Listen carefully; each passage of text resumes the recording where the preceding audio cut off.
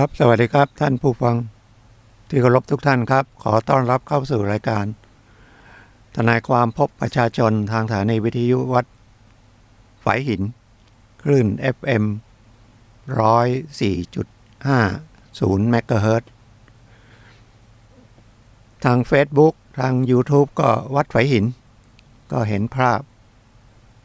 เห็นได้ยินเสียงนะครับหยุดไปเพราะว่าสถานีเปลี่ยนเสาอากาศเปลี่ยนไม่ใช่นะซ่อมบำรุงนะตอนแรกผมยังเข้าใจผิดว่าทำไมย้ายเมื่อเช้ามาคุยกับท่านพระครูผู้อำนวยการสถานีบอกว่ามันผุละก็ลืมถามไปว่ามันมีอายุกี่ปีเหล็กยังผุนะครับแล้วคนเรามันไม่ผุเมื่อคืนก็ฝนตกตั้งแต่เมื่อคืนนะครับฝนตกพรำๆตลอดเลยตั้งแต่บ้านผมมาถึงเชียงใหม่ก็หน้าฝนนะก็ร้านค้าก็ร้านอาหารร้านอะไรก็หน้าฝนก็อาจจะค้าขายไม่ดีอีกท่องเที่ยวก็ไม่มาอีกต้นเดือนกันยาเขาก็หยุดให้อีก2 วัน4 กับ 7เป็น4 5 6 7กันยาเป็นวันหยุดแล้วก็ต้องการจะให้คนเราเที่ยวไปท่องเที่ยวจะได้มีเงินสะพัดนะครับเพราะว่าคำว่าเศรษฐกิจหรือธุรกิจหรือการค้ามันก็แลกเปลี่ยนกันนะถ้าไม่มีการแลกเปลี่ยนธุรกิจไม่หมุนเวียนก็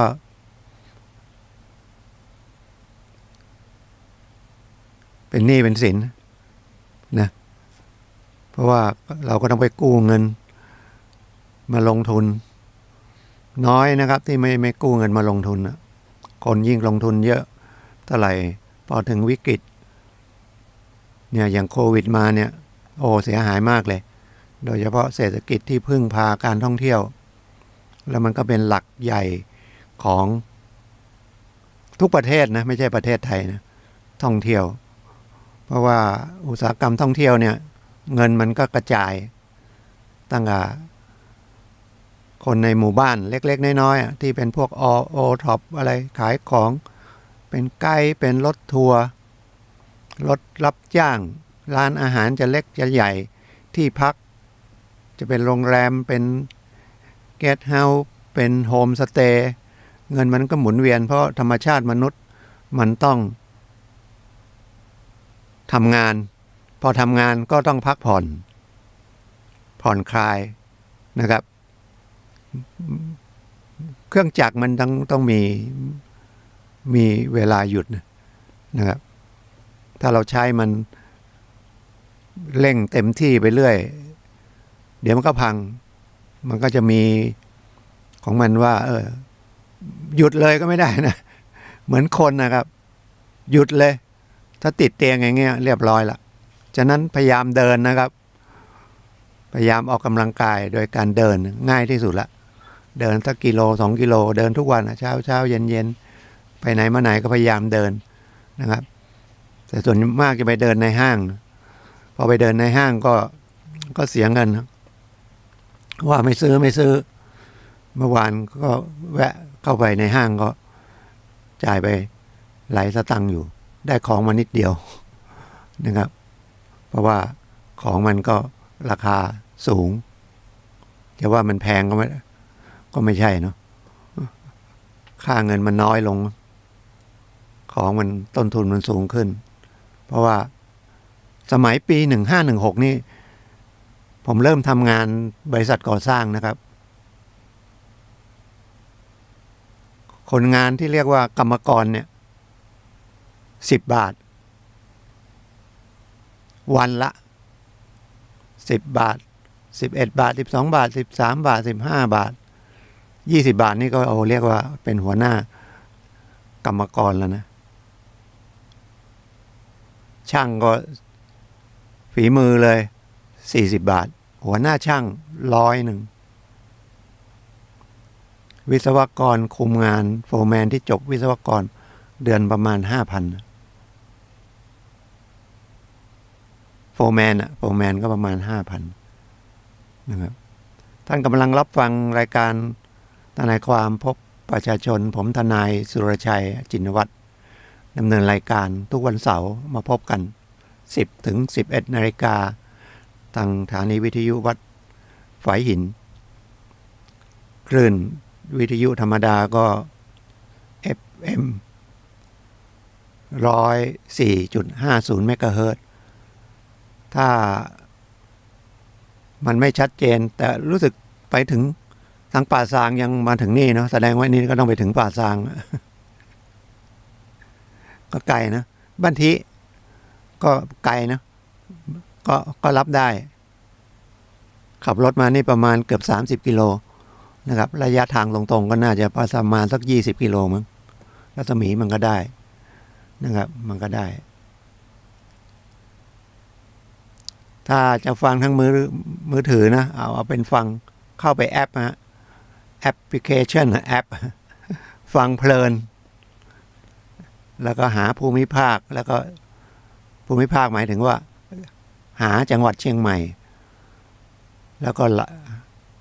เลือกเอามันก็จะมีวัดฝายหินนะ104.5 เมกะเฮิรตซ์ก็ทีนี้ก็อยู่ที่ไหนก็ชัดเจนละอันนี้เผื่อแต่ถ้ายังเป็นวิทยุธรรมดาก็เปิดทิ้งไว้นะครับคุยกันผมก็นำรายการกฎหมายง่ายๆใกล้ๆตัวมาคุยกับท่านแต่เมื่อกี้ก็เกริ่นไปนะครับคุยกันถือว่าขออนุญาตมาเยี่ยมถึงบ้านแล้วกันนะครับ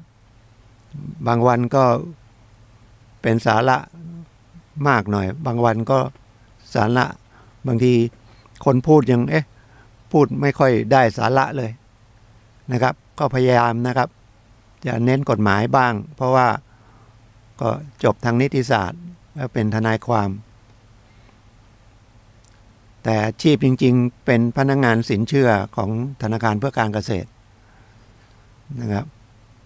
ธกส.ส่วนใหญ่ก็อยู่ที่ลำพูน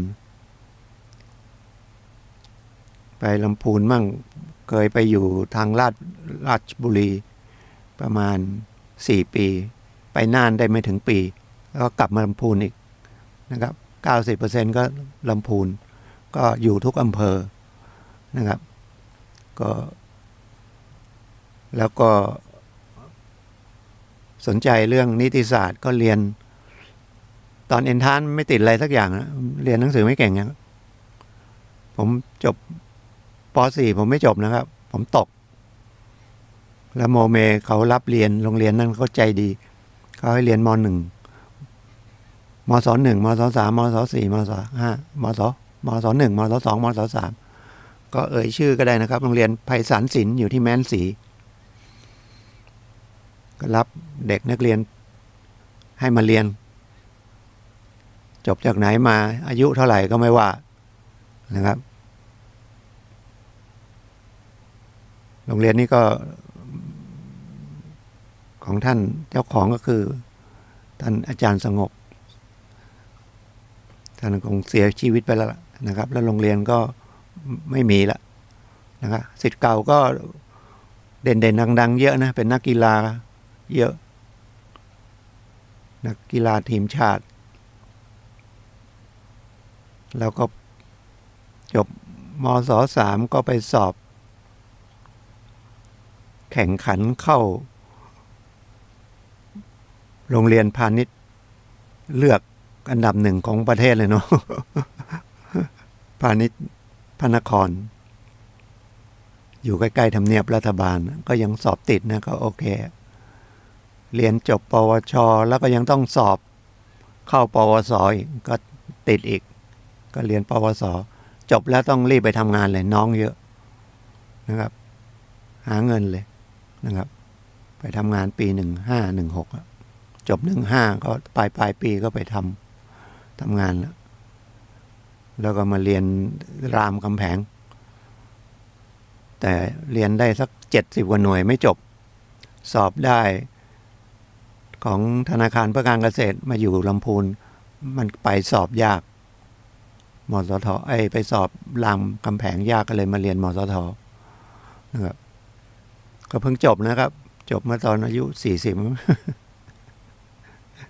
จบนิสสัตอายุ40ได้ใบอนุญาตทนายตอนอายุ44ก็เกือบ30 ปีแล้วมีเรื่องคุย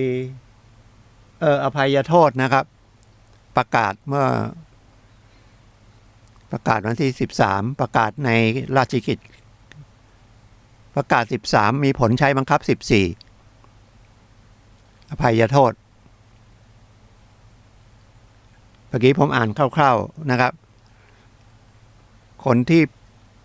พิการป่วยอะไรพวกนี้ตาบอดแล้วก็เป็นโรคร้ายแรงเป็นโรคเลื้อนโรควัณโรคโรคเอดส์รักษา3 เดือนแล้วไม่หายแล้วอะไรอย่างเงี้ยนะครับส่วนหนึ่งแล้วก็อย่างน้อยต้องติดรับโทษมาแล้วไม่น้อยกว่า3 ปีถ้าโทษนะครับหรืออย่างน้อยครึ่งหนึ่งคล้ายๆโทษ6 ปีเนี่ยติดมาครึ่งหนึ่งก็3 ปี10 ปีคือแสดงว่าโทษต้องเป็นโทษที่ประมาณคุณจะโทษครั้งเดียว2 ครั้ง3 ครั้งก็ไม่เป็นไรให้อภัยโทษนะรัชกาลที่10เนื่องจากวันเกิดวันเฉลิมพระชนมพรรษาท่านเมื่อ28 กรกฎาคมที่ผ่านมาเนี่ยนะครับท่านก็อภัยโทษป่วยนะครับรักษาไม่หายอะไรพวกนี้นะครับป่วยแล้วหลังแต่ต้องรับโทษมาบางส่วนอย่างน้อย3 ปีหรืออย่างน้อยครึ่งหนึ่งกับคนสูงอายุ60ขึ้นไป70ขึ้นไปอะไรพวกนี้นะครับก็เป็นข่าวดีนะครับแต่ถ้าไม่ได้อภัยโทษก็ยังได้ส่วนลดโทษนะครับ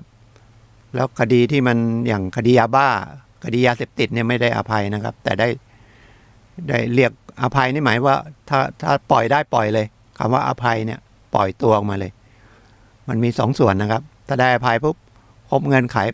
ปล่อยมาเลยมีประมาณ 40,000 คนอย่าไปชอบข่าวชอบลงบางทีระวังนักปล่อยนักโทษมาละให้ระวังก็คือเดี๋ยวเขามาก่อกรรมก่อความผิดอีกเดี๋ยวมาลักขโมยเราอย่างเงี้ย40,000 คนกับคน60 ล้านอ่ะมันไม่เยอะหรอกครับแล้วก็คนเราอย่าไปว่าเขาผิดแล้วคนเราสำนึกผิดได้นะครับสำนึกผิดได้แล้วผู้ที่จะได้อภัยโทษเนี่ยเขาต้องสำนึกแล้วต้องเป็นคนที่เรียกว่าเป็นชั้นดีอย่างน้อยดีเยี่ยมนะดีมากดีเยี่ยมต้องดีขึ้นไปนะครับแล้วก็รับโทษมาแล้วให้โอกาสนะครับคนเราเนี่ยไม่ให้โอกาสแล้วก็ซ้ำเติมอีกเขาก็ไม่มีทางไปบางคนติดในนั้นนานๆไปไหนไม่ถูกละญาติก็ไม่มีละบางทีที่เคยเจอก็คือหาเหตุก็คือบางทีไปลักทรัพย์อีกลักทรัพย์เล็กๆน้อยๆเนี่ยแล้วก็ให้ตำรวจจับแล้วก็จะได้เข้าไปอยู่ในเรือนจำบางทีชีวิตเราเนี่ยมันไม่ได้เลือกได้นะครับถ้าเลือกได้ก็ต้องเลือกไปที่ถูกใจเราสบายใจเรามันเลือกไม่ได้นะครับแต่ถ้าจะบอกเราต้องรับอย่างนี้ไปตลอดเหรอเปลี่ยนได้ครับเปลี่ยนที่ใจก่อนนะครับเปลี่ยนที่ใจสำคัญสุดนะครับเอากายไปบังคับเนี่ยเอาไปคุมขังเอาไปอยู่ในเรือนจำก็คือต้องการจะเอาใจไปอบรมเพราะใจมันอยู่ที่ตัวคนเนี่ยเราจะเอาใจไปอย่างเดียวเครื่องมือวิทยาศาสตร์ที่ไหนมันก็ไม่มีธรรมชาติของใจแม้แต่เราเนี่ยใจเราอยู่ตรงไหน จับได้ไหมแต่มีไหมใครบอกไม่มีใจมันอยู่ตรงไหนจับได้ไหมอบรมได้ไหม แล้วเราทำอะไรนี่ใครสั่งใจสั่งนะครับ แต่เหนือใจมันมีอีกตัวหนึ่งนะกิเลสทั้งหลายมันพาไปนะครับ เสียหายนะครับฉะนั้นต้องเอากิเลสให้มันเบาลงนะครับ อย่างน้อยๆก็ต้องมีศีลห้าโอ้ถ้ามีศีลห้านะครับหย่อนมั่งขาดมั่งแหวงมั่งก็ยังดีนะครับศีลข้อหนึ่งก็ไม่ฆ่าเอาแค่ทำร้ายก็ยังดีเนาะเบาลงมาหน่อยไม่ลักไม่จี้ไม่ปล้นก็เบาหน่อยก็อาจจะลักขโมยด้วยความจำเป็นนะแต่คดีข่มขืนนี่ก็เมื่อกี้อ่านไม่เจอนะแต่ทุกทีจะไม่มีนะไม่ได้อภัยนะต้องติดเต็มคดีทางเพศที่มันหนักก็เรื่องอภัยอย่าโทษนะครับจะว่าประเทศอื่นก็มีนะครับประเทศอื่นก็มีแต่ไม่มีคำว่าอภัยโทษเพราะว่าที่ปกครองแล้วก็มีพระมหากษัตริย์ที่อย่างประเทศไทยเนี่ยนะประเทศไหนก็คงน้อยสุดละเหลือไม่กี่ประเทศละนะครับที่สถาบันพระมหากษัตริย์เนี่ยนะท่านก็ทำงานให้ประชาชนทั้งนั้นนะส่งงานให้ประชาชนนะไม่ใช่บางประเทศเป็นสัญลักษณ์แล้วก็ว่ายังมีกษัตริย์แต่ไม่นะครับไม่ได้ทำงานเหมือนผมว่าในโลกใบนี้กษัตริย์ประเทศไทยเนี่ยทำงานเพื่อประชาชนเนี่ยเหนื่อยที่สุด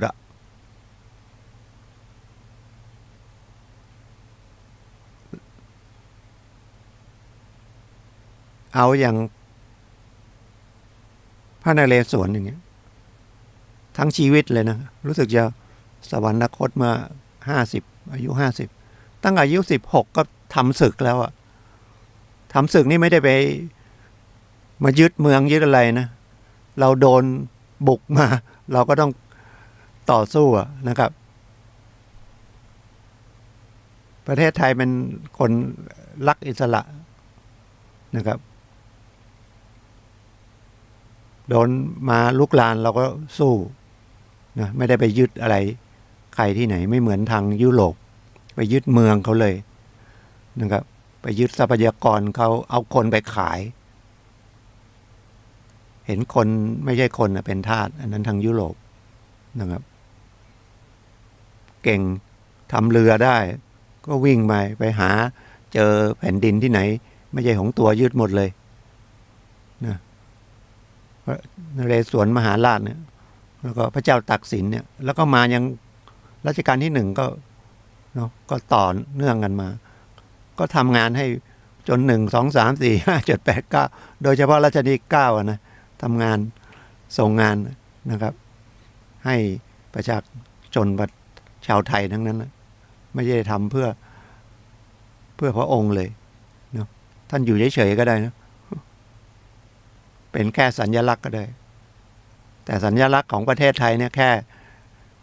ไปพระราชทานปริญญานี่ก็เหนื่อยแล้วท่านลองนั่งแล้วก็ลองทำเหมือนที่นะท่านประธานปริญญาบัตรลองเอากระดาษมาแล้วก็ยื่นเอากระดาษมาแล้วก็ยื่นนั่นนะ3 ชั่วโมงน่ะลองดูดิท่านอดทนขนาดไหนแล้วก็มีว่าหยุด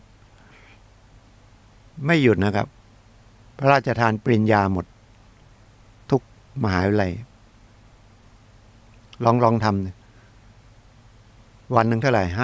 6,000นะ5,000 8,000บางทีนะชั่วโมงหนึ่งกี่ครั้งมันประมาณผมว่า5 วิมั้งหยิบมาส่งนะชั่วโมงมันเท่าไหร่คูณเอาแล้วกันนะเป็นร้อย200 3 ชั่วโมง 4 ชั่วโมงท่านกำลังรับฟังรายการ ทนายความพบประชาชนนะครับผมทนายสุรชัยคุยกับท่านอยู่นะครับเมื่อกี้พูดถึงอภัยโทษเกี่ยวกับกฎหมายนะครับก็เปิดในมือถือก็มีนะครับก็ลงข่าวดูที่ข่าวก็ได้นะครับพิมพ์ละอีกอันหนึ่งอันนี้เรื่องสำคัญนะเรื่องสำคัญก็คือเรื่องที่ดินเรื่องมรดกอันนี้เขามาปรึกษาพอดี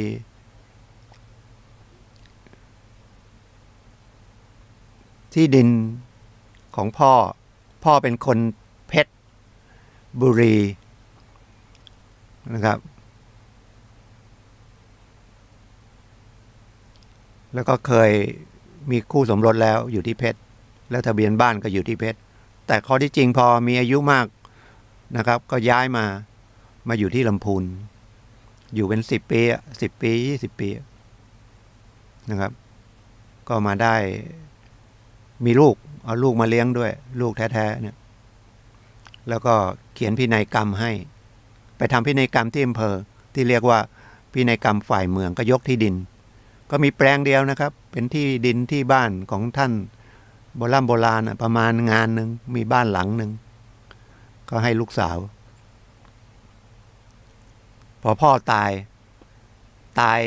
ยที่ลำพูนเนี่ยนะแต่ที่ดินอยู่เพชรบุรีลูกก็ต้องไปทำรับมรดกตามพินัยกรรมที่สำนักงานที่ดินที่เพชรบุรีก็ยื่นเรื่องขอรับมรดกที่ดินเขาก็รับจดทะเบียนเพราะว่ามันมีเอกสารภายเมืองแล้วก็คงเป็นลูกคนเดียวไม่มีญาติอื่นละเพราะว่าเขาเช็คได้นะครับสำนักงานที่ดินคนไปติดต่อเนี่ยขอบัตรประชาชนเนี่ยเขาเอาบัตรประชาชนเข้าไปในเครื่องเขาจะเรียกประวัติของเรามาหมดเลยนะครับเคยแต่งงานมากี่ครั้งมีลูกกี่คนมีพี่น้องเท่าอะไรนะพ่อแม่ยังอยู่ไหมอะไรอย่างเงี้ยนะครับเขาหาได้ลึกเลยนะครับอันนี้ก็คงไม่มีปัญหาเขาก็เลยรับแล้วมันเป็นพินัยกรรมฝ่ายเมืองถ้าเป็นพินัยกรรมธรรมดานี่ที่ดินถ้าเขาสอบแล้วเขาเชื่อใจเขาก็ทำให้นะครับเขาก็ทำให้นะครับแต่นี่เป็นฝ่ายเมืองด้วยแล้วเขาก็สอบแล้วเขาไม่มีติดใจเขาก็รับจดทะเบียนแต่ว่าปกติเป็นทำเป็นระบบของที่ดินเป็นระเบียบเขาก็ต้องประกาศ30 วันรับมรดกเพื่อจะได้ที่มีใครคัดค้านไหมคำว่าคัดค้านมันก็คือก็ต้องเป็นทายาทที่จะรับมรดกนะไม่ใช่เจ้าหนี้นะ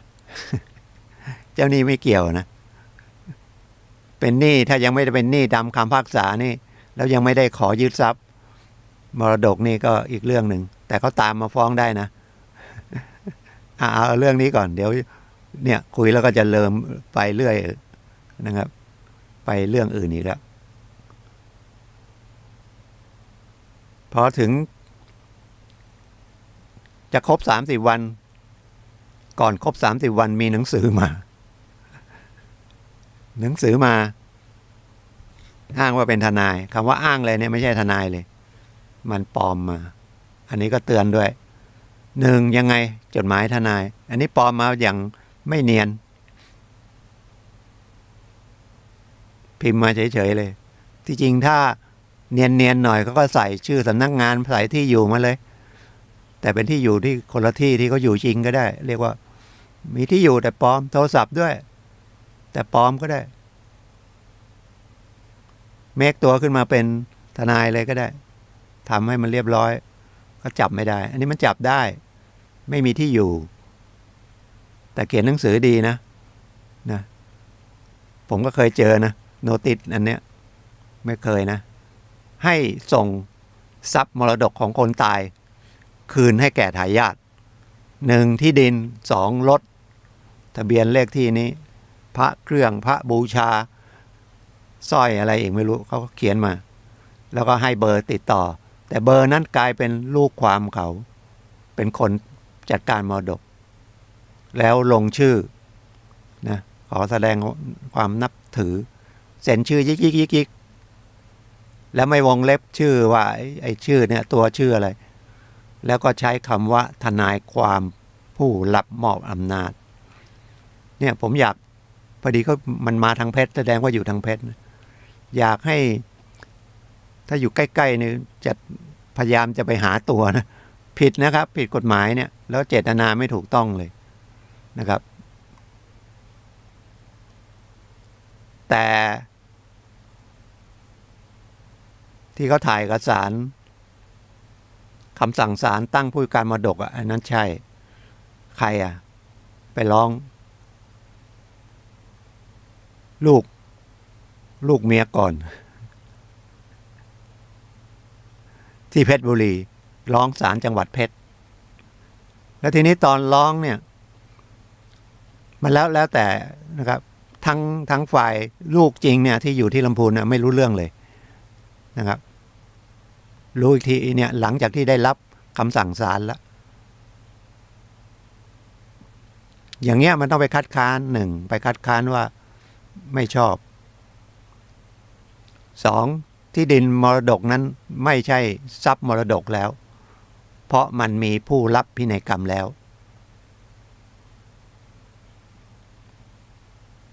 ไปฝืนมรดกนี่ใหญ่สุดนะครับคำสั่งคนตายเนี่ยใหญ่สุดกฎหมายให้นะครับเป็นทรัพย์มรดกคุณจะมาบอกเป็นผู้การมรดกเป็นลูกของคนตายไม่เถียงแต่ทำไมไปขึ้นศาลเพชรบุรีท่านสงสัยไหมก็ตายลำพูนเพราะว่าการยื่นจัดการมรดกเขตอำนาจศาลที่จะพิจารณาคดีเกี่ยวกับคำร้องขอเป็นผู้การมรดกเขียนไว้เลยภูมิลำเนาของผู้ตายมาอยู่ลำพูนมาตายลำพูนเนี่ยเพราะไม่ย้ายทะเบียนบ้านมาไงทะเบียนบ้านยังอยู่เพชรมันก็เลยต้องขึ้นศาลเพชรเห็นความสำคัญของกฎหมายไหมเขาให้ทำอะไรไม่ทำมันจะยากไปเรื่อยนะซื้อรถโอนลอยเจนไปเรื่อยเดี๋ยวก็มาละรถก็ไปชนคนตายรถก็ไปขนยาบ้ารถก็ไปชนเขาเจ็บขายที่ดินวันนั้นก็เจอไม่ยอมโอนแต่ดีขายพี่ขายน้องตกลงกันได้ก็เอาไม่เรียกถ้าไปเจอไม่ใช่พี่น้องถึงจะพี่น้องบางคนเกเรก็บอกเอ้ยจะขอเงินเพิ่มแล้วจะได้ไปโอนให้เนี่ยขายที่ของแม่ไปขายให้พี่แม่ขายให้พี่ก็รู้แต่แม่ไม่ไปโอนให้ลูกคนที่ซื้ออันหนึ่งนะอันนี้อีกอันหนึ่งนะ พูดซ้อนขึ้นมา20 กว่าปีที่แล้วอันหนึ่งอันนี้สุดท้ายจะโอนยังไงก็ต้องหาคนที่จะเป็นผู้การมรดกหลักของผู้การมรดกก็คือไม่ใช่เอาคนตายนะครับขณะตายนะขณะตายขณะเสียชีวิตภูมิลำเนาอยู่ที่ไหน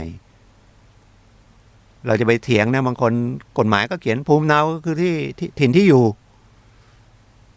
มันพิสูจน์ยากไงถิ่นที่อยู่ก็เลยถือทะเบียนบ้านจริงย้ายมาอยู่ลำพูนเป็น10 ปีแล้ว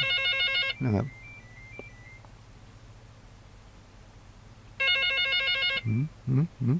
รับยังไงโทรศัพท์หลุดเข้ามาในนี้ ถ้าทะเบียนบ้านอยู่ที่ย้ายมาลำพูนซะตอนที่พ่อย้ายมาย้ายปลายทางก็ได้ไม่ใช่ยากเลยแล้วมาอยู่กับลูกคนที่ยกมรดกให้ก็จบแต่ไม่จบเพราะที่มันอยู่เพชรที่ดินถ้ามันอยู่นอกตัวเราไปเนี่ยที่เราดูแลไม่ได้มันยากมันยุ่งยากนะครับแล้วอยู่เพชรด้วย คนเพชรเขาก็เข้มงวดนะไม่ใช่ว่าเขาดุนะ ดุบ้านเราว่ากล้าดุภาษาเมืองนะทางบาลีก็บอกดุแล้วแรกผมไม่มาอะไรผมดุคนกล้าเขาว่าคนดุเขาก็จริงจังเพชรบุรีเขาไม่ยอมง่ายๆนะครับจะไปอ้างไม่ได้นะแล้วก็พินัยกรรมนั้นมันทำโดยชอบคือทำที่อำเภอเสียไม่กี่บาทอะนะครับน่าจะ100เดียวเองมั้งพินัยกรรมฝ่ายเมืองนะครับแต่ถึงจะมีพินัยกรรมฝ่ายเมืองหรือพินัยกรรมเขียนเองหรือให้ทนายทำให้ถ้าไปที่ดินแล้วที่ดินเขามีข้อติดใจว่ามันจะใช่ไหมเพราะหนึ่งเขาพิสูจน์ลายมือไม่ได้นะถึงจะทำต่อหน้าใครก็แล้วแต่บางทีเขานึกไม่เชื่อหรือมีคนมาคัดค้านกับเขาก็ไม่เลยเขาก็ให้คุณไปผ่านกระบวนการศาลเมื่อเขาไกล่เกลี่ยแล้วทางเราไม่ยอมอ่ะที่จริงทุกหน่วยงานเขาพยายามไกล่เกลี่ยนะครับอย่างที่ดินเนี่ยเอาพี่น้องกันแบ่งกันประมาณนี้ไหมบางคนถ้าเป็นพี่น้องกันแล้วเข้าใจกันลูกพ่อแม่เดียวกันนี่ก็สมบัติพ่อแม่ขาดเล็กขาดน้อยนะครับอยู่หน้าอยู่หลังมีทางออกเหมือนกันไม่มีอยู่ข้างในก็ให้ทางออกให้เยอะหน่อยถ้าคุยกันได้มันไม่ต้องไปลงไปศาลนะครับมันไปทะเลาะก็ให้คนอื่นเขาตัดสินเรื่องของพี่ของน้องของพ่อแม่ลูกของครอบครัวเนี่ยมันยังไงเนาะหรือว่า มันถูกต้องที่ว่ามันมีเรื่องนี้เพราะว่าต่างคนต่างจิตใจไม่เสมอกันนะครับความพี่ปานน้องมันไม่มีนะครับพ่อแม่เดียวกันก็จริงนี่เห็นสมบัติเห็นเงินมากกว่าความเป็นพี่เป็นน้องหรือความเป็นเพื่อนอย่างเงี้ยนะครับ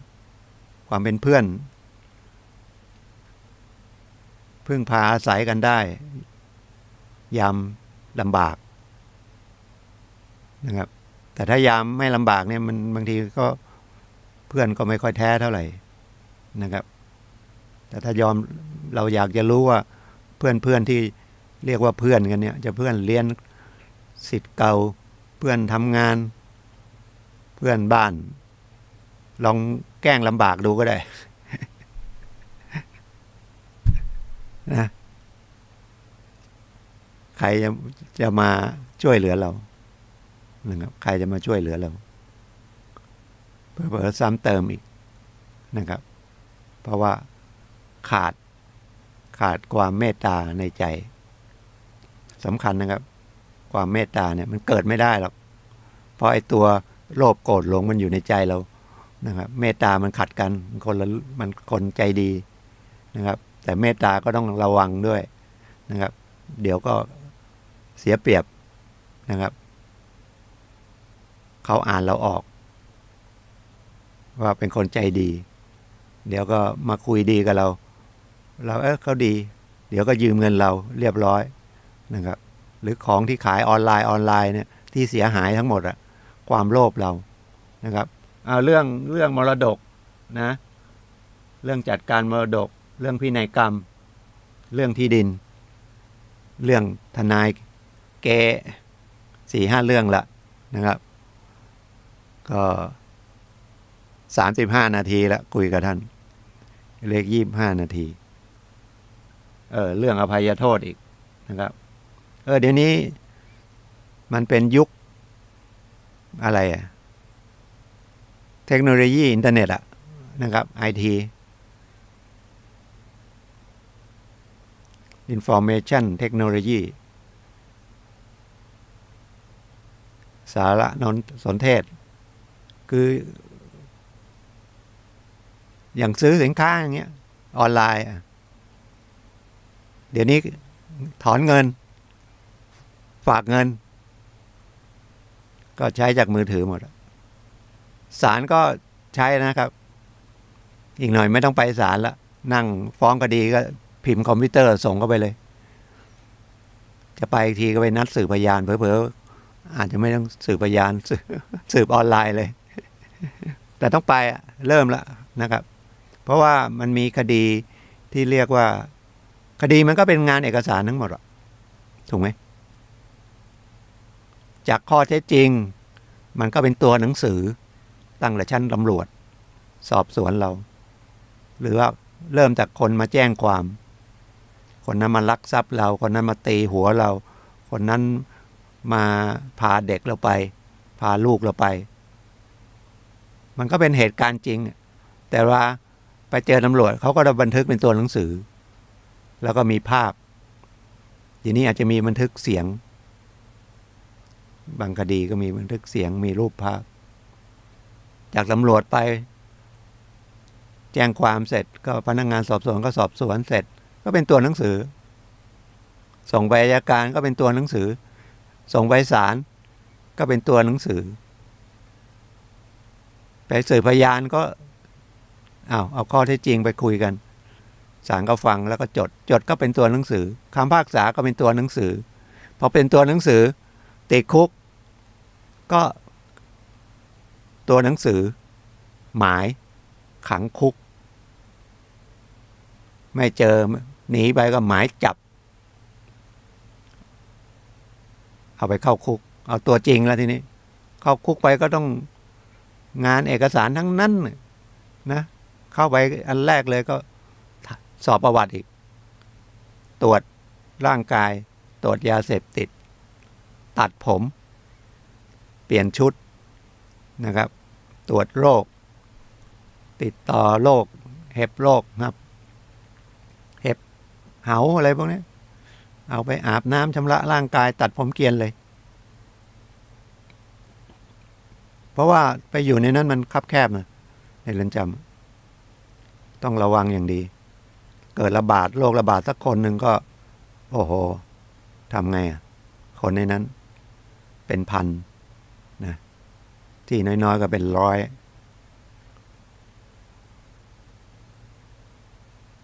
ก็ต้องพยายามตรวจต้องมีระเบียบมีวินัยโทษร้ายโทษแรงก็แบ่งกันไป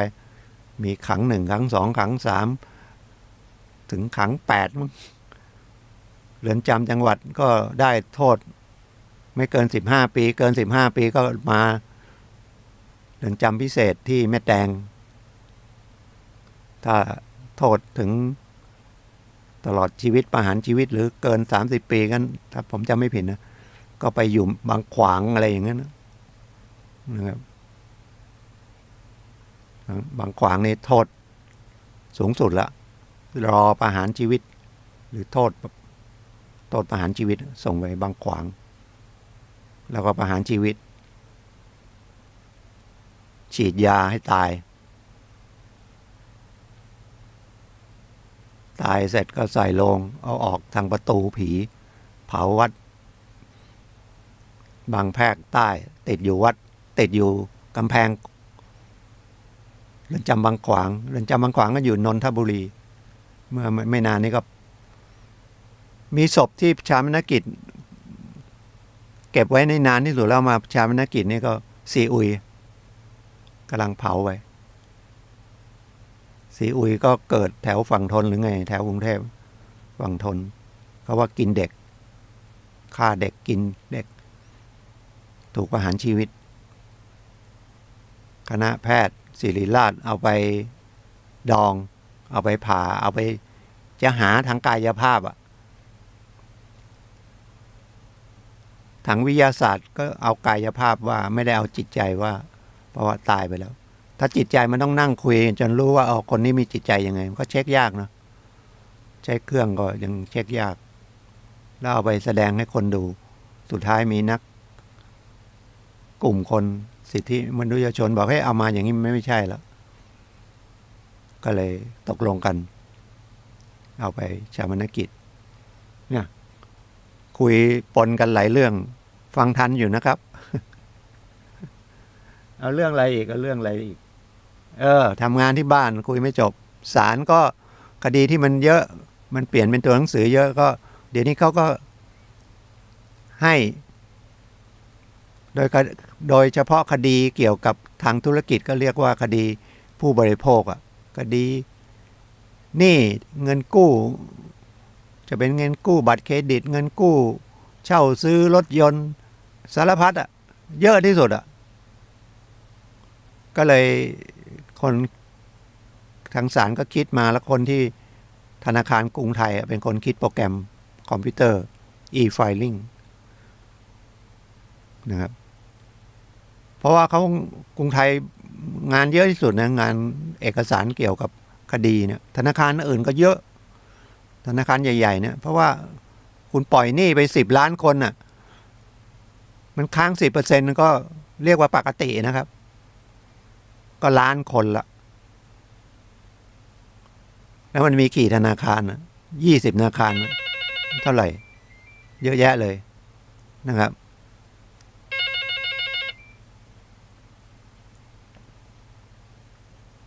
ถอดได้ป่ะ ขึ้นโทรศัพท์เข้ามาเสียงโทรศัพท์เข้ามาก็เลยให้ฟ้องนั่งสำนักงานไม่ต้องมันก็ลดค่าใช้จ่ายไปเยอะนะเมื่อลดค่าใช้จ่ายไปก็ไม่น่าจะเรียกจากจำเลยมันเยอะทำที่ออฟฟิศอยู่กรุงเทพส่งไปทุกศาลไม่ใช่ต้องวิ่งมาเชียงใหม่มีวิ่งมาลำพูนวิ่งไปเชียงรายหอบมาเป็นปึ้งเลยแล้วเอกสารก็บอกไม่เอาไอ้ที่มันไม่จำเป็นไม่ต้องเอาในคดีพวกประกาศพวกอะไรทั้งหลายแต่มันก็มาเป็นปึ้งใหญ่ๆใครรับและใครโดนฟ้องเรื่องคดีผบ.หนาปึกเลยนะครับช่างกิโลขายได้เลยเป็น50 แผ่นแล้วมั้งอย่างน้อยๆ20-30 แผ่น50 แผ่นเอกสารอะไรไม่รู้เยอะแยะหมดทุกธนาคารส่งเข้ามาเพราะว่ามีประกาศขึ้นดอกเบี้ยลดดอกเบี้ยอะไรเขาก็แนบมาถ้าเป็นธนาคารพวกรัฐวิสาหกิจธกส.ออมสินธนาคารสงเคราะห์กรุงไทยเขาก็แนบพระราชบัญญัติจัดตั้งธนาคารเข้ามาอีกเพราะว่าถ้าเป็นบริษัทธนาคารก็เป็นบริษัทนะกรุงเทพกรุงไทยกรุงไทยไม่กรุงเทพกสิกรไทยอย่างเงี้ยตั้งเป็นในรูปบริษัทก็มีเอกสารเกี่ยวกับบริษัทจริงๆมันมีถ้าตั้งเป็นบริษัทเป็นนิติบุคคลกฎหมายเขาบังคับให้คำนำหน้าต้องเป็นบริษัทและข้างหลังก็ต้องมีว่าจำกัดแล้วถ้าเป็นเข้าตลาดหลักทรัพย์ก็วงเล็บมหาชนแต่ธนาคารนี่ยกเว้นถ้าชื่อเต็มจริงๆมันเป็นบริษัทธนาคารก็เลยไม่ใส่บริษัทใช้ธนาคารกรุงเทพจำกัดธนาคารกสิกรไทยจำกัดกรุงไทยจำกัดแต่กรุงไทยอาจจะตั้งแบบพระราชบัญญัติก็ได้เหมือนธกส.พระราชบัญญัติจัดตั้งธนาคารเพื่อการเกษตรอย่างเนี้ยหรือพระราชบัญญัติจัดตั้งธนาคารออมสินพระราชบัญญัติจัดตั้งธนาคารอาคารสงเคราะห์หรืออีกเยอะแยะนะครับแนบเข้ามาบริษัทไฟแนนซ์เขาก็แนบบริษัทเอกสารบริษัทมาเป็นปึ้งเลย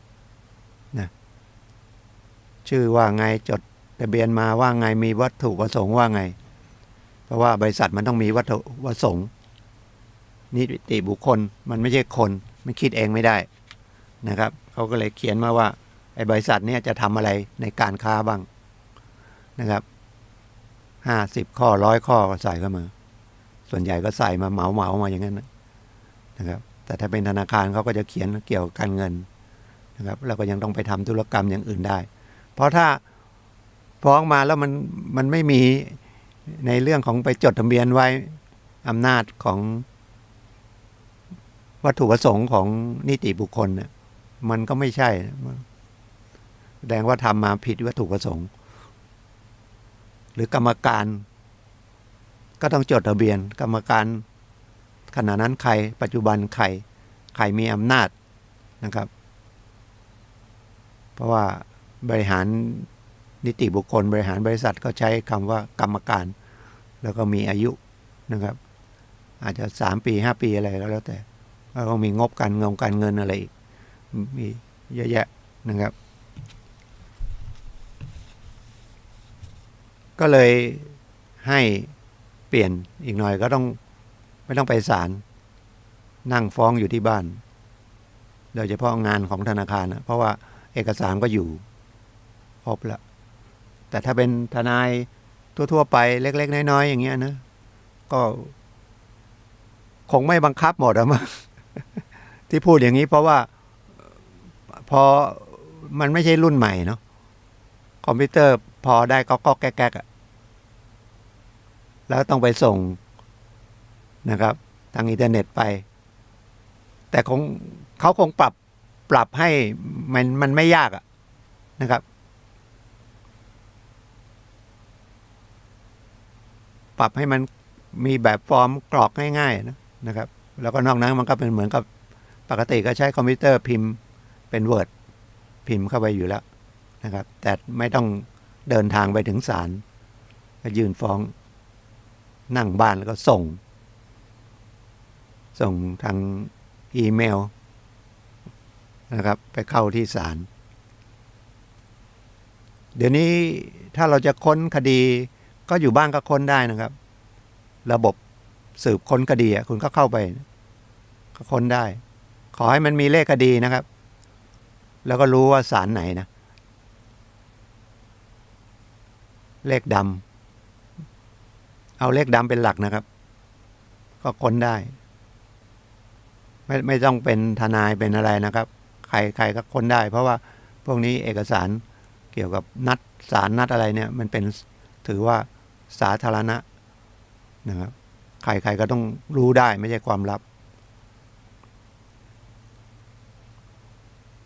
อย่างยื่นคำร้องขอผู้จัดการมรดกเดี๋ยวนี้ก็ไม่ใช่เชียงใหม่ยังลงประกาศหนังสือพิมพ์นะครับประกาศเพื่อให้สาธารณะรู้เพราะเรื่องมรดกมันเรื่องสำคัญเรื่องที่ดินนะครับส่วนใหญ่ที่ดินทั้งนั้นนะที่เป็นมรดกที่มีไปร้องกันก็คือเรื่องที่ดินต้องมีการประกาศแต่โดยมากมันก็ไม่เห็นนะประกาศที่ศาลเราก็ไม่ได้ไปดูประกาศที่ดินเขาก็ไปติดเราก็ไม่ได้ไปดูประกาศหนังสือพิมพ์มันก็เป็นเพราะกฎหมายบอกให้ประกาศหนังสือพิมพ์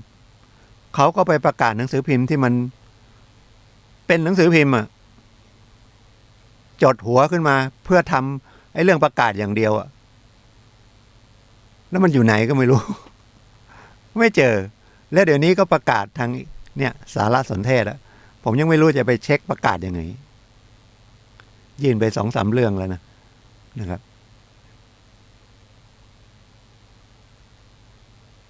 เขาประกาศทางสารสนเทศเทคโนโลยีก็คือประกาศทางอีเมลอะจะไปเช็คดูยังไงแต่เช็คเข้าไปในระบบสำนวนติดตามสำนวนอะไรอย่างเงี้ยได้นะครับพิมพ์ภาษาไทยเดี๋ยวนี้คอมพิวเตอร์มันก็ใช้ภาษาไทยมันก็รู้เรื่องกับเรานะครับไม่ต้องใช้ภาษาอังกฤษภาษาไทยยังพิมพ์ไม่ค่อยจะถูกนะครับภาษาอังกฤษผิดเขาแล้วส่งอีเมลไปให้เพื่อนเราก็หลงข้างหลังสกุลมันปกติมัน .com แต่เราก็คิดว่า .com นะจุดแล้ว com เราเห็น co แล้วก็นึกว่าแต่ชื่อเดิมเขาไปเปลี่ยนเป็น goth ส่งไปทำไมส่งไม่ได้เราได้พิมพ์ตรงไหนผิดดูไปดูมามันผิดนิดเดียวมันก็ไม่ไปละไม่พูดถึงไอ้พวกที่มันปลอมๆนะมันเก่งนะมันปลอมเห็นตัวนี้แต่มันส่งไปมันไปอีกตัวได้คนพวกนั้นเก่งแล้วก็เอาไปใช้ทางไม่ถูกนะครับก็คุยเรื่องกฎหมายมาเหลืออีกสัก10 นาทีขอคุยเรื่องของสถาบันพลังจิตอานุภาพหน่อยนะครับเพราะว่า เป็นสถาบันที่ก่อตั้งโดยพระอาจารย์หลวงพ่อวิริยังนะครับตอนนี้ท่านก็เป็นพระพรหมมงคลยานท่านยังอยู่นะครับ100 ปีละเกิน100มาละนะครับตั้งสถาบันนี้เมื่อปี40เพราะว่าปี40ประเทศไทยเราก็ประสบวิกฤตเศรษฐกิจต้มยำกุ้งท่านไม่รู้จะช่วยยังไงเป็นพระท่านก็อย่างที่ผมบอกกันนะครับไอ้ที่ผมพูดว่าใจคนบังคับคนนะผมก็เรียนได้มาจากหลวงพ่อวิริยังเนี่ยสถาบันพลังจิตอานุภาพเนี่ยท่านก็บอกจิตใจมันสำคัญทำจิตใจมันเข้มแข็งเดี๋ยวมันก็ผ่านพ้นไปนะครับถ้าไม่เข้มแข็งเนี่ยฆ่าตัวตายแล้วได้อะไรทุกข์หนัก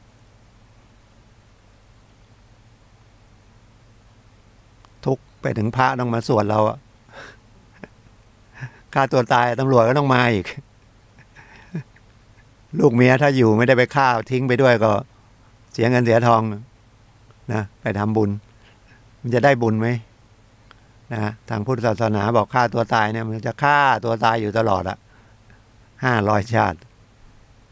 ท่านก็เลยตั้งสถาบันพลังจิตานุภาพเสริมสร้างจิตใจให้เข้มแข็งนะครับแล้วก็ยาวมาเรื่อยจนถึงปัจจุบันเนี่ย22 ปี2540นี่ก็เท่าไหร่23 ปีเนาะ23 ปีแล้ว23 ปีแล้วเป็นหลักสูตรเรียนกัน6 เดือนฟังแล้วอย่าท้อนะครับเราใช้เวลาทิ้งไปเปล่าๆชีวิตเราเยอะแยะเลยที่ไม่เป็นเรื่องเป็นราววันหนึ่ง24 ชั่วโมงนอนไป8 ชั่วโมงเดินไปเดินมาอีก6 ชั่วโมงมั้งกินข้าวกินปลาทำอะไรที่ไม่เป็นเรื่องเป็นราวเป็นเรื่องเป็นราวสัก1 ชั่วโมง 2 ชั่วโมงแค่นั้นนะครับถ้าเราไม่ได้อยู่ในวัยเรียนวัยศึกษาวัยทำงานเนี่ยแม้แต่ไปทำงานจริงๆนะครับไปทำงานเช้า3 ชั่วโมงเย็นบ่าย3 ชั่วโมงพักครึ่งเดินทางไปกี่ชั่วโมงเดินทางกลับกี่ชั่วโมงไปทำงานจริงๆกี่ชั่วโมงไม่กี่ชั่วโมงชีวิตเราสถิติประเทศไทยก็ว่าผู้ชายก็สัก73 75ผู้หญิง78อะไรอย่างเงี้ยอายุขัยเฉลี่ยเอาเวลามาดูแลจิตใจเราสักนิดนึงนะครับสร้างความเข้มแข็งให้จิตใจเราที่เรียกว่าไปทำสมาธินะครับสมาธิของสถาบันพลังจิตอานุภาพก็สอนธรรมดาเนี่ยเพื่อใช้ชีวิตประจำวันเราให้มันสติมันมีเพิ่มขึ้นนะครับทะเลาะเบาะแว้งมันก็จะลดน้อยลงสังคมมันก็ดีขึ้นนะครับไม่ใช่คนเครียดเนี่ยก็คือมันโดนลุมเร้าไงจากปัญหาทั้งหลายแล้วมันกำจัดไม่ได้เพราะเราไปติดทางโลกจริงๆลูกหนี้โดนฟ้องเป็นหนี้เนี่ยเขาคนที่เหนื่อยมันน่าจะเป็นเจ้าหนี้เขามาตามเงินเราคืนเราเป็นลูกหนี้เราก็ไม่เห็นเป็นไรเลยทรัพย์สมบัติที่เราเอาเงินเขามาซื้อเขาก็เอาคืนไปขายรถยนต์เขาก็ไปขายทีนี้ใจมันทำไม่ได้ไงตอนจะเอาก็จะเอาส่งไหว60 เดือนเดือนละ10,000พอเจอวิกฤตเจออะไรพวกนี้เนี่ยที่บ้านจอดทิ้งไว้คันจะเอารถหลานสาวผมก็เตือนแล้วอย่าเอาเลยส่งเองช่วยดาวให้หน่อยอะไรเงี้ยทำงานมาอีกเดือนหนึ่งโดนออกงานแล้วรถทิ้งไว้นั่นแต่ได้500,000พูดก็ไม่ได้นะ พูดก็เป็นเรื่องนะเพราะไม่ใช่เงินเราเนาะแต่เราเห็นว่ามันไม่ใช่จะได้ตังค์จะได้รถด้วยมันไม่มีค่าเลยถ้า500,000นั้นไปซื้อทองตอนนั้น25,000ตอนนี้30,000ลดเหลือ28,000แล้วก็ได้กำไรเป็นแสนเหมือนกันนะในชีวิตคนมันไม่ได้อย่างที่คิดนะครับ แต่สติมันจะช่วยให้มันสิ่งที่ดีก็ดีขึ้น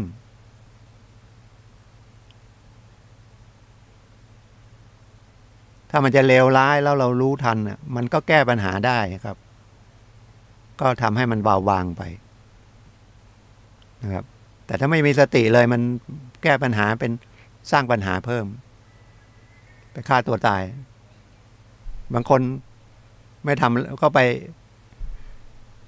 ออกจากเรือนจำมาเดือนเมษาพฤษภากลับเข้าไปอีกแล้วโดนจับครั้งแรกค้ายา100 เม็ดเที่ยวนี้เลยเอา2,000 เม็ดเลยหรือมีอีกเยอะแยะเลยลองดูในทีวีก็ได้ดูในข่าวก็ได้นะการขาดสติก็คือคิดไม่ทันขาดสติก็คือขาดปัญญานะครับเอาเวลาเสาร์อาทิตย์เนี่ยสัก20 ครั้งไปสถาบันพลังจิตอานุภาพนะครับไปฟังบรรยายไปปฏิบัติเล็กๆน้อยๆมีการบรรยายมีหนังสือมีตำราฟรีไม่เสียค่าใช้จ่ายด้วยถ้าเป็นฝรั่งนะโหคอร์สอย่างเงี้ยเป็นแสนเขาก็เรียนได้เรื่องจิตใจก็เรียนไม่เยอะด้วยเหมือนอะไรโปรแกรมสร้างแรงบันดาลใจอะไรทั้งหลายแหล่เนี่ยนะครับเรียกวิศวะเรียกวิทยากรไปบางทีเป็นวิทยากรเป็นแสนเป็นหมื่นนะครับของสถาบันพลังจิตเนี่ยภาพลองเลยนะครับได้มีคนหนึ่งมาเรียนหลายรุ่น30 กว่าถามทำไมเครียดเรื่องอะไรเครียดทำปั๊มน้ำมันมีกี่ปั๊มมี3 ปั๊มเรียนไปเรียนมาหายเครียดเปิดอีก2 ปั๊ม5 ปั๊มก็ไม่เครียด รู้ได้จะทำยังไงนะเรียนที่มช.ก็ได้นะครับมช.คณะบริหารก็ได้สาขา24ก็ได้บ้านศรีสุกรีภายในเดือนนี้ยังเรียนทันอยู่นะครับสาขา47รุ่นที่47นะครับรุ่น47จนถึงเดือนสิงหาคมเนี่ยตอนนี้กำลังเรียนมาได้สัก2 อาทิตย์3 อาทิตย์แล้วนะครับบัตรประชาชนนะถ่ายเอกสารไปใบหนึ่งแล้วก็ถือตัวจริงไปแต่งตัวธรรมดาเนี่ยสุภาพไม่ต้องใส่ชุดขาวก็ได้นะครับไม่เน้นชุดขาวเน้นสะดวกสบายนะครับแต่สุภาพนะครับไม่ใช่ใส่แขนกุดไปใส่เว้าเยอะไปนะครับเดินเหินได้สบายผู้หญิงผู้ชายก็ได้คนมีอายุก็ได้เด็กสัก17-18ก็ได้แล้วนะครับฟรีมีอาหารเลี้ยงด้วยวันเสาร์เรียนนะครับวันอาทิตย์เรียนเสาร์อาทิตย์ถ้าที่มช.เรียนตอนเย็นทุกวันจันทร์อังคารพุธพฤหัสศุกร์มีสาขาเยอะนะครับมีหลายสาขาก็วันนี้ก็ขอบคุณทุกท่านที่รับฟังนะครับก็ขอทุกท่านมีความสุขนะครับคนที่จะมีความสุขได้อย่างที่ผมบอกนะครับจิตใจเรานะครับไม่ใช่สุขที่ไหนแต่เราไปเอาสิ่งล่อไงนะครับกินอาหารอร่อยเราก็ดีใจนะเนาะว่าอร่อยเราได้ไปเที่ยวเราเหนื่อยจะได้เราก็บอกเปลี่ยนบรรยากาศนะครับก็เดี๋ยวพบกับท่านอาจารย์สุนัยนะครับพลังแห่งชีวิตวันนี้ก็ขอบคุณทุกท่านครับสวัสดีครับพบกันใหม่วันเสาร์หน้าครับ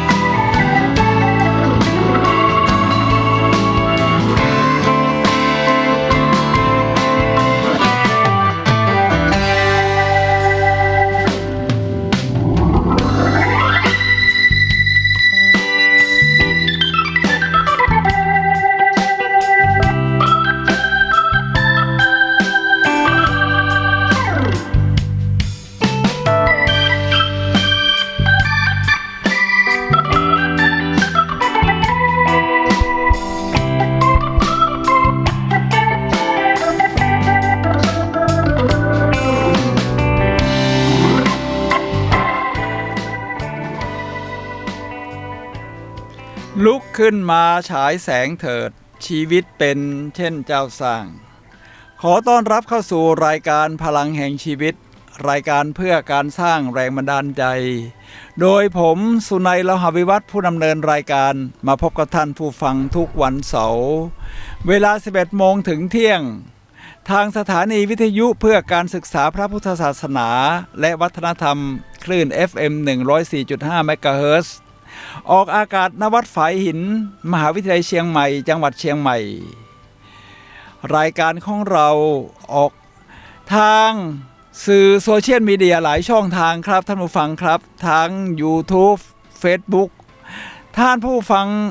สามารถที่จะกดเข้าไปที่ทั้ง2ช่องทางนี้โดยพิมพ์คำว่าวัดฝายหินภาษาไทยนี่แหละครับและรายการของเราเป็นรายการสดในช่วง15นาทีสุดท้ายก่อนหมดรายการท่านผู้ฟังสามารถที่จะโทรศัพท์เข้ามาซักถามได้นะครับที่หมายเลขโทรศัพท์มือถือของผู้ดำเนินรายการ085-708-8122สำหรับวันนี้รายการพลังแห่งชีวิตนำเสนอท่านผู้ฟังในเรื่องชีวิตคือผลลัพธ์ของการเลือกของคุณ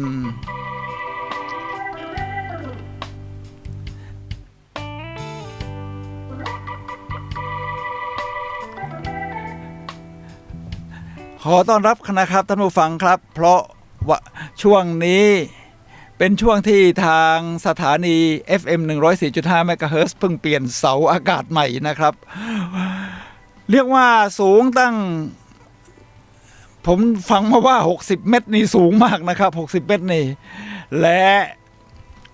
ได้รับการ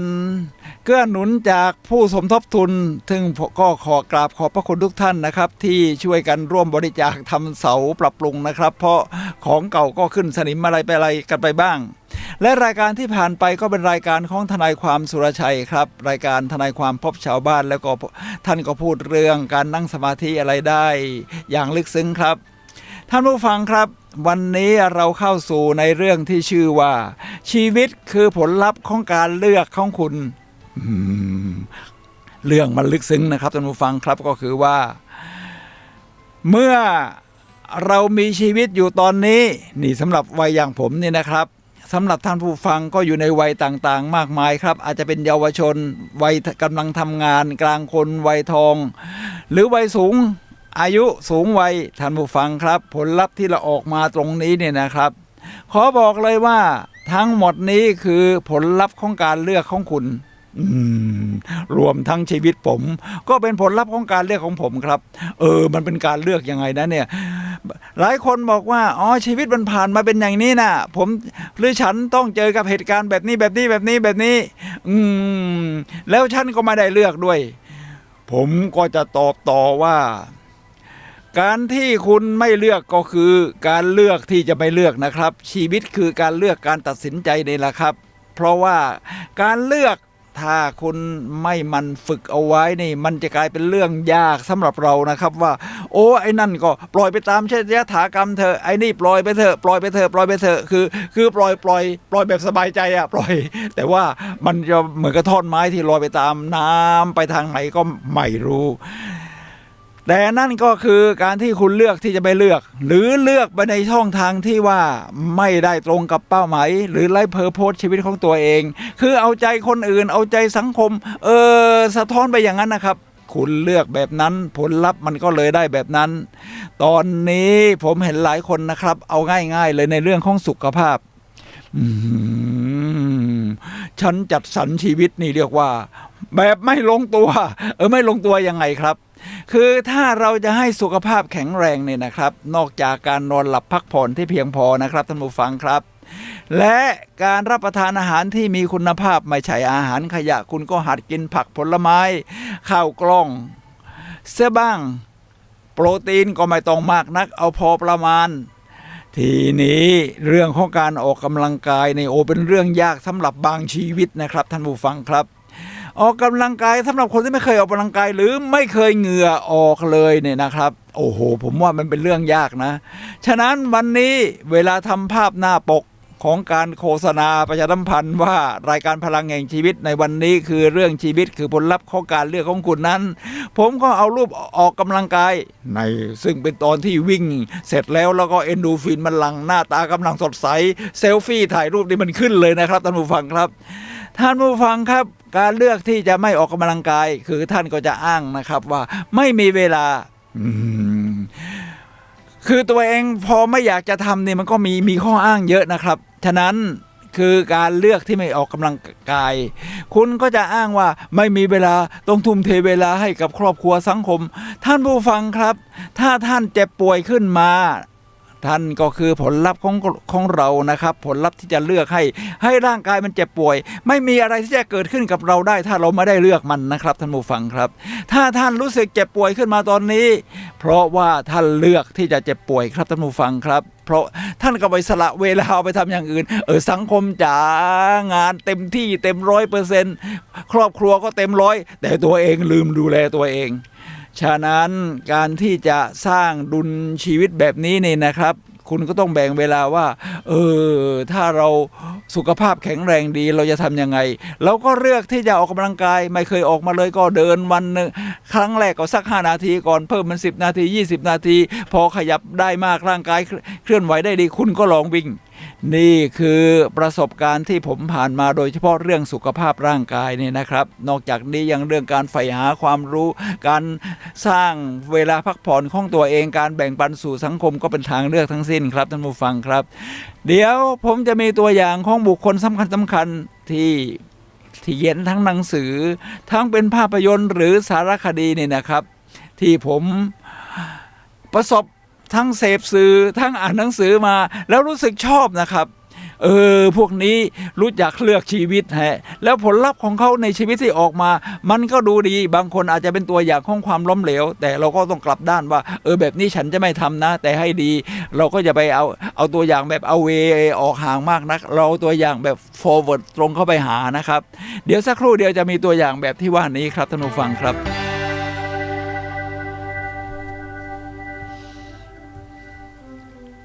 ผมจะยกตัวอย่างแรกเลยครับจากหนังสือครับที่ชื่อว่าคิดแบบนี้โชคดีตลอดกาลเป็นหนังสือที่ผู้เขียนเป็นชาวญี่ปุ่นยังหนุ่มอยู่นะครับนี่หน้าตาของหนังสือนะครับ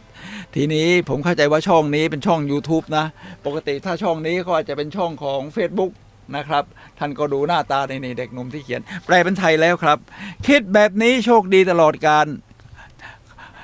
คนเขียนบอกว่าชีวิตคือความต่อเนื่องของทางเลือกใช่เลยครับเราเลือกมาตลอดชีวิตเล็กๆน้อยๆวันนี้เลือกจะกินอาหารอะไรเลือกจะไปตรงไหนเลือกจะหยิบสื่ออะไรมาเสพนี่แหละครับท่านผู้ฟังครับเล็กๆน้อยๆพวกนี้นะครับเหมือนกับที่สตีฟจ็อบส์พูดในวันมอบปริญญาให้กับบัณฑิตของมหาวิทยาลัยสแตนฟอร์ดก่อนที่จะเสียชีวิตเนี่ยนะครับก็บอกว่าคือการเชื่อมจุดในอดีตของคุณเชื่อมมาจนถึงในชีวิตนี้ทีนี้ผมมีภาพยนตร์เรื่องหนึ่งครับช้อยมันชัดเจนมากครับในช้อยเนี่ยนะครับเป็นหนังของเรื่องหนุ่มสาวช้อยก็แปลว่าเลือกนี่นะครับช้อยมีช้อยให้เลือกนะครับในนี้ผมดูแล้วผมก็ชอบแล้วก็ชอบชีวิตในแบบทางเลือกแบบนี้ครับนี่คือความลับของชีวิตจากภาพยนตร์ที่ชื่อว่าช้อยบอกว่าทุกอย่างขึ้นอยู่กับการตัดสินใจของเราครับท่านผู้ฟังครับเช่นว่าการตัดสินใจในเรื่องเล็กๆน้อยๆนี่เขาเป็นนักขับรถแข่งนะอย่างการเคลียร์ถนนเพื่อแข่งรถก็เปลี่ยนชีวิตได้ทุกเส้นทางที่คุณเลือกนำคุณไปสู่ทางแยกต่อไปพอถึงทางแยกต่อไปคุณก็ต้องเลือกอีกแล้วเหมือนกับที่อลิซนะครับหนังสืออลิซที่เรียกว่าค้นหาเส้นทางที่จะเดินตามโพรงกระต่ายนะพอถามกูรูเขาก็เดินไปพอถึงกูรูก็ถามว่าแล้วจะเดินไปทางไหนต่อกูรูก็ถามว่าแล้วคุณจะไปไหนล่ะอันนี้ก็บอกว่าไม่รู้จะไปไหนเหมือนกันงั้นก็บอกไปทางไหนก็ได้เพราะคุณก็ไม่รู้ว่าจะไปไหนตรงนี้บอกว่าทุกเส้นทางที่เลือกนำคุณไปสู่ทางแยกต่อไปและบางครั้งมันก็อาจเปลี่ยนทุกอย่างทุกช่วงเวลาตลอดชีวิตคุณและผมเองก็เช่นเดียวกันสิ่งที่ผมต้อง มีสิ่งที่ผมต้องเลือกด้วยเหมือนกันนะครับนี่คือภาพยนตร์ชอยที่นำแสดงโดยเบนจามินวอลเกอร์นะครับนี่หน้าตาของภาพยนตร์ก็ประมาณนี้ผมชอบบันทึกคำคมเรียกว่าคำที่ให้แรงบันดาลใจสอนในเรื่องของจิตใจเราเนี่ยนะครับมาจากภาพยนตร์ในหนังเรื่องนี้ก็มีคำพูดที่บอกว่าชีวิตเราขึ้นอยู่กับทางเลือกอยู่ตลอดนะครับท่านผู้ฟังครับไม่ว่าช่วงไหนของชีวิตไม่ว่าคุณจะพร้อมหรือไม่ถูกหรือผิดไม่ใช่เรื่องสำคัญเพราะว่าชีวิตไม่เคยหยุดอยู่กับที่มันไม่เคยหยุดรอคุณถ้าคุณยอมแพ้มันก็ผ่านคุณไปเฉยๆก็เรียกว่าคุณเลือกที่จะอยู่เฉยๆปล่อยให้เหตุการณ์มันผ่านไปไม่เลือกที่จะเป็นผู้โปรแอคทีฟหรือเป็นคนริเริ่มก่อนนี่แหละครับชีวิตคือความต่อเนื่องของการเลือกนี่เองครับท่านผู้ฟังครับ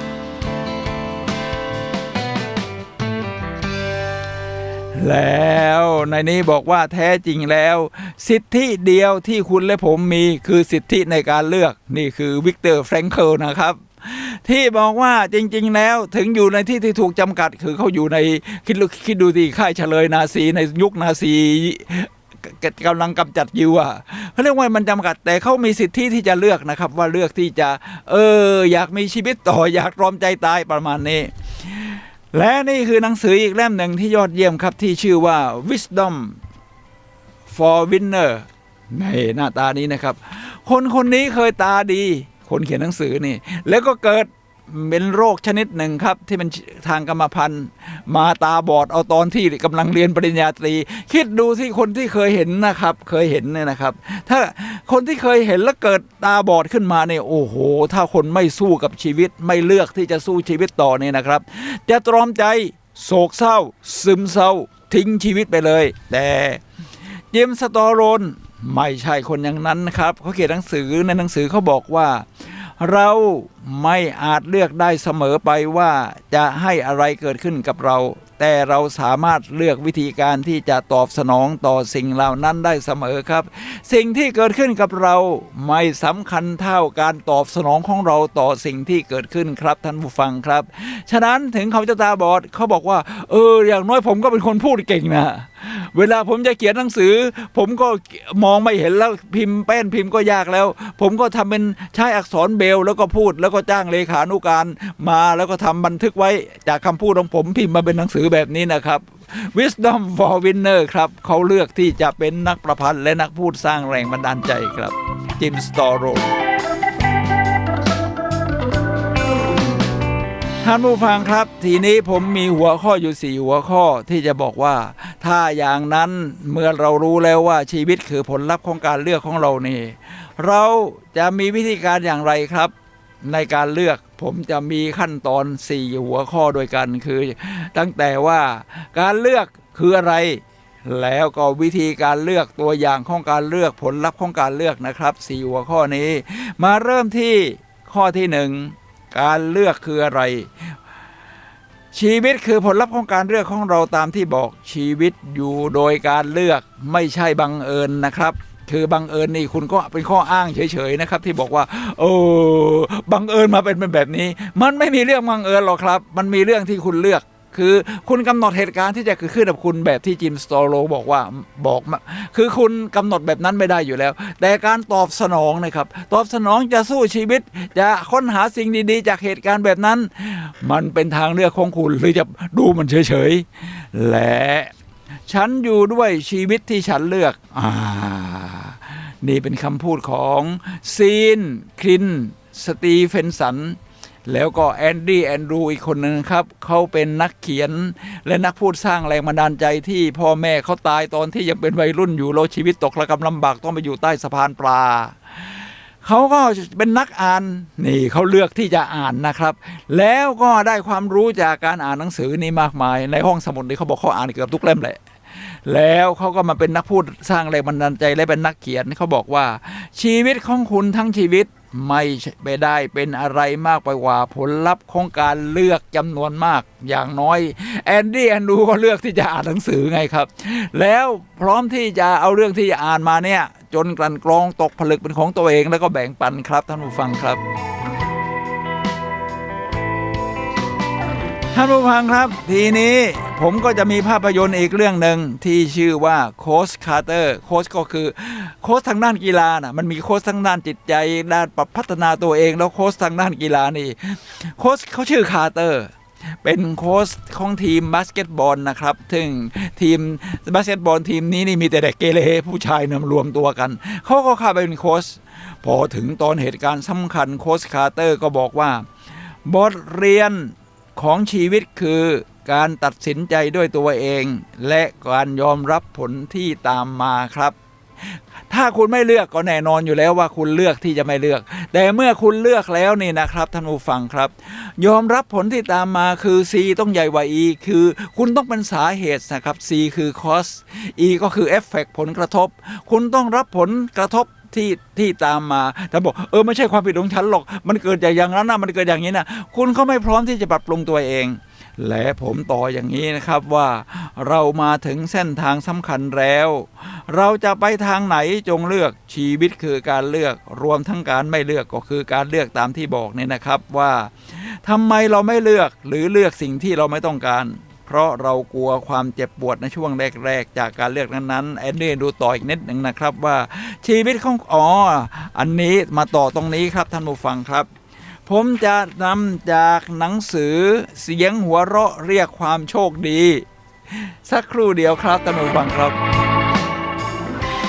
เสียงหัวเราะเรียกความโชคดีนี่เป็นหนังสือของชาวเกาหลีนะครับก็เรียกว่าชาวเกาหลีนี่สมัยก่อนเวลาทำงานเนี่ยคุณต้องหน้าเครียดนะเอาทำหน้าแบบเอาจริงเอาจังเคยมีคนผิวปากระหว่างทำงานของเกาหลีในสมัยก่อนนี่เคยถูกไล่ออกเลยนะครับทีนี้โลกมันเปลี่ยนไปชีวิตคุณต้องมีนวัตกรรมคุณต้องมีชีวิตที่สร้างสรรค์คิดสิ่งใหม่ๆถ้าคุณไม่มีชีวิตที่สดใสเลือกที่จะสดใสคุณก็มาคิดอะไรมันตันไปหมดนะครับเขาก็เลยมาตั้งสถาบันเรียกว่าสถาบันหัวเราะเรียกเสียงหัวเราะสถาบันสร้างความสุขแบบนั้นนะครับเขาเป็นกูรูนี่หน้าตาหนังสือเขาว่าเสียงหัวเราะเรียกความโชคดีเรียกว่าแม้กระทั่งที่จะหัวเราะในคุณเลือกที่จะหัวเราะนะครับผมยกตัวอย่างเลยครับท่านผู้ฟังครับ สโมสรฝึกการพูดแห่งนานาไทยผมเป็นสมาชิกอยู่ที่นี่นานหลาย10 ปีถ้ามีเพื่อนสมาชิกฟังอยู่นี่ฟังให้ดีนะครับมันจะมีรายการอยู่ที่เรียกว่า3 นาทีแห่งความหันษานำพาความสุขผมชอบรายการนี้มากสมาชิกที่มีมุกขำขันเนี่ยนะครับเขาจะสัปดาห์นึงก็เปลี่ยนกันคนนึงขึ้นไปพูดเรื่องที่เขาเห็นว่ามันตลกอะแล้วมาเล่าให้พวกเราฟังบางเรื่องนี่ขำอยู่นานนะครับถึงจะหยุดได้นะครับท่านผู้ฟังครับทีนี้มันไม่ใช่ทุกคนที่จะขำออกแบบที่ว่าบางคนก็ขำหัวเราะเจียนตายบางคนก็หัวเราะแห่บางคนในคอบางคนหัวเราะไม่ออกครับท่านผู้ฟังครับทีนี้เราจะโทษเขาก็ไม่ได้เพราะเขาเลือกที่จะไม่หัวเราะเช่นเขาอาจจะมีประสบการณ์ที่เจ็บปวดในอดีตในเรื่องนั้นๆแล้วก็ไม่เคยคิดว่าหัวเราะอาจจะโดนแม่ตวาดก็ได้ตอนสมัยเด็กๆอันนี้ยกตัวอย่างนะครับเนื่องจากผมเป็นโค้ชอยู่ด้วยก็มีเหตุการณ์แบบนี้เกิดขึ้นได้ครับฉะนั้นการที่เขาหัวเราะไม่ออกเราก็คุณผ่านอะไรมาบ้างซึ่งผมไม่รู้นะแต่ที่คุณหัวเราะไม่ออกนี่เป็นการเลือกนะครับถ้าคุณเลือกที่จะหัวเราะนี่ก็ลองที่เพื่อนหัวเราะแล้วก็บรรยากาศเขาเนี่ยมันเกิดฟีลมายขึ้นมานะคุณก็หัวเราะตาม สักพักเดียวมันก็ออกการหัวเราะทำให้ทั้งเอนโดฟินและโดพามีนในมันหลั่งครับชีวิตมันสดใสเกิดความร่าเริงขึ้นมาทันทีในนี้บอกว่าความสุขและความทุกข์เป็นของคู่กันเกิดตามการเลือกของเราฟังเรื่องหัวเราะดีก็หัวเราะทีครับเลือกที่จะหัวเราะครับท่านผู้ฟังครับทีแรกหัวเราะไม่ออกก็ค่อยๆฝึกไปเดี๋ยวก็หัวเราะออกเองแหละทีนี้ยกตัวอย่างอีกกูรูหนึ่งครับชื่อว่าจอห์นซีแม็กเวลเขาเดินทางบรรยายหรือเขาบอกว่าเขาพูดให้คนฟังมาแล้ว6 ล้านคนทั่วโลกเขาพูดเยอะเขียนหนังสือก็เยอะครับจอห์นซีแม็กเวลบอกว่าเราไม่ได้สิ่งที่เราต้องการเสมอไปแต่เราได้สิ่งที่ตัวเองเลือกเสมอคุณอยากได้โน่นได้นี่อยากได้รถเฟอร์รารี่บ้านหลังใหญ่โตมี5 ห้องนอนนะคุณอาจจะไม่ได้นะครับแต่ที่คุณเลือกนี่นะครับมันเกิดกฎแห่งการดึงดูดเหมือนที่เราเรียนรู้จากรอนด้าเบิร์นว่า The Law of Attraction สิ่งเหมือนกันจะดูดเข้าหากันคุณพูดแต่เรื่องร้ายๆเรื่องที่จะพูดแต่เรื่องร้ายๆคิดเรื่องร้ายๆคุณก็จะมองหาเหตุการณ์เรื่องร้ายๆเกิดได้ทั้งวันเลยนะครับเพราะเรื่องดีๆผ่านเข้ามาคุณจับมันไม่ทันเพราะจิตใจมันไม่ได้ตั้งรับว่าเดี๋ยวฉันจะรับเรื่องดีๆนี่แหละครับท่านผู้ฟังครับเอาละครับอีกคนหนึ่งซิกซิกล่านี่เป็นนักพูดสร้างแรงบันดาลใจรุ่นเรียกว่ารุ่นใหญ่นะครับผมว่าตอนนี้อายุสัก90กว่าปีแล้วมั้งซิกล่าเขียนหนังสือว่า See you at the top พบกันที่จุดสูงสุดนี่หน้าตาของหนังสือนะครับหน้าตาของหนังสือเนี่ยถ้าผ่านมาทาง Facebook บ้างหน้าตาของหนังสือซิกล่าพูดเรื่องเกี่ยวกับการเลือกไว้อย่างนี้ว่าความสำเร็จและความสุขนั้นไม่ได้อยู่ที่โอกาสแต่ขึ้นอยู่กับการรู้จักเลือกความสำเร็จและความสุขเนี่ยนะครับเพราะคุณเลือกถ้าคุณเลือกที่จะประสบความสำเร็จคุณหาช่องทางว่าคนนั้นทำแบบนั้นแล้วมันจะเจริญรุ่งเรืองวิธีคิดเป็นแบบนี้ขยันขนาดนั้นอ่านหนังสือชอบอ่านหนังสือแนวแบบนี้คุณก็โมเดลลิ่งเขาก็ได้ถ้าจะมีความสุขคนนั้นมันหัวเราะแก่งยิ้มแย้มแจ่มใสหน้าตาสดชื่นไม่ได้อมทุกข์อยู่ตลอดเวลาคุณก็เลือกวิธีคิดเข้าไปหาคบหาพูดคุยกับเขาทีนี้มาอีกคนนึงครับว่าการเลือกต่างหากไม่ใช่โอกาสที่จะกำหนดชะตาชีวิตของคุณนะครับโอกาสนี้มันก็ผ่านเข้ามาแต่คุณสามารถเลือกได้ครับและตอนนี้ทิมแฮลเซลผู้เขียนหนังสือ The Gotta Keep Dancing บอกว่าความเจ็บปวดเป็นสิ่งที่ไม่อาจหลีกเลี่ยงได้แต่ทุกสุขเป็นสิ่งที่เราเลือกได้ฟังดูมันแปลกไหมครับท่านผู้ฟังครับความเจ็บปวดเนี่ยผมไปวิ่งมาเนี่ยนะครับถ้าติดต่อกัน 2-3 วันในวิ่งประมาณ5กิโล6กิโล7กิโลเนี่ยนะครับหัวเข่ามันก็เจ็บนะครับแต่ผมเลือกว่าจะเป็นทุกข์กับหัวเข่าเนี่ยมันเป็นทุกข์กับมันจังเลยผมก็เลือกว่าเดี๋ยวฉันจะบีบให้คลายเครียดเอาน้ำเย็นมาประคบมันก็มีความสุขแล้วครับท่านผู้ฟังครับมันเป็นทางเลือกของเรานะ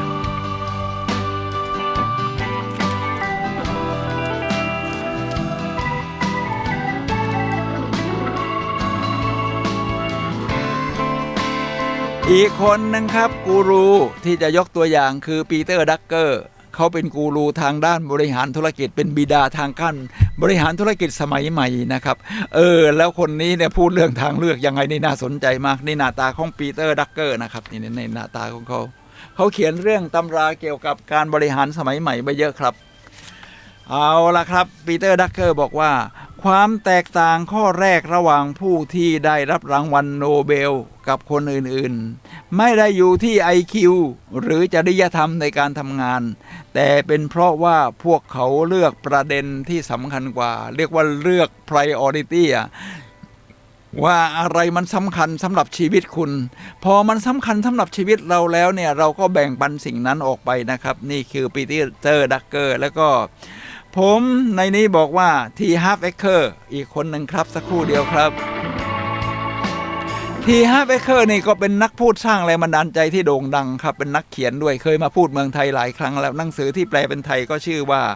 Secrets of the Millionaire จิตใจของมหาเศรษฐีอะไรประมาณนั้นนะครับเขาบอกว่า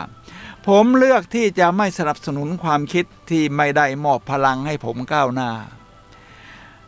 ไปตามเส้นทางแห่งความสำเร็จที่ผมวาดฝันไว้ผมเริ่มใช้หลักการทุกข้อในหนังสือเล่มนี้ก็คือว่า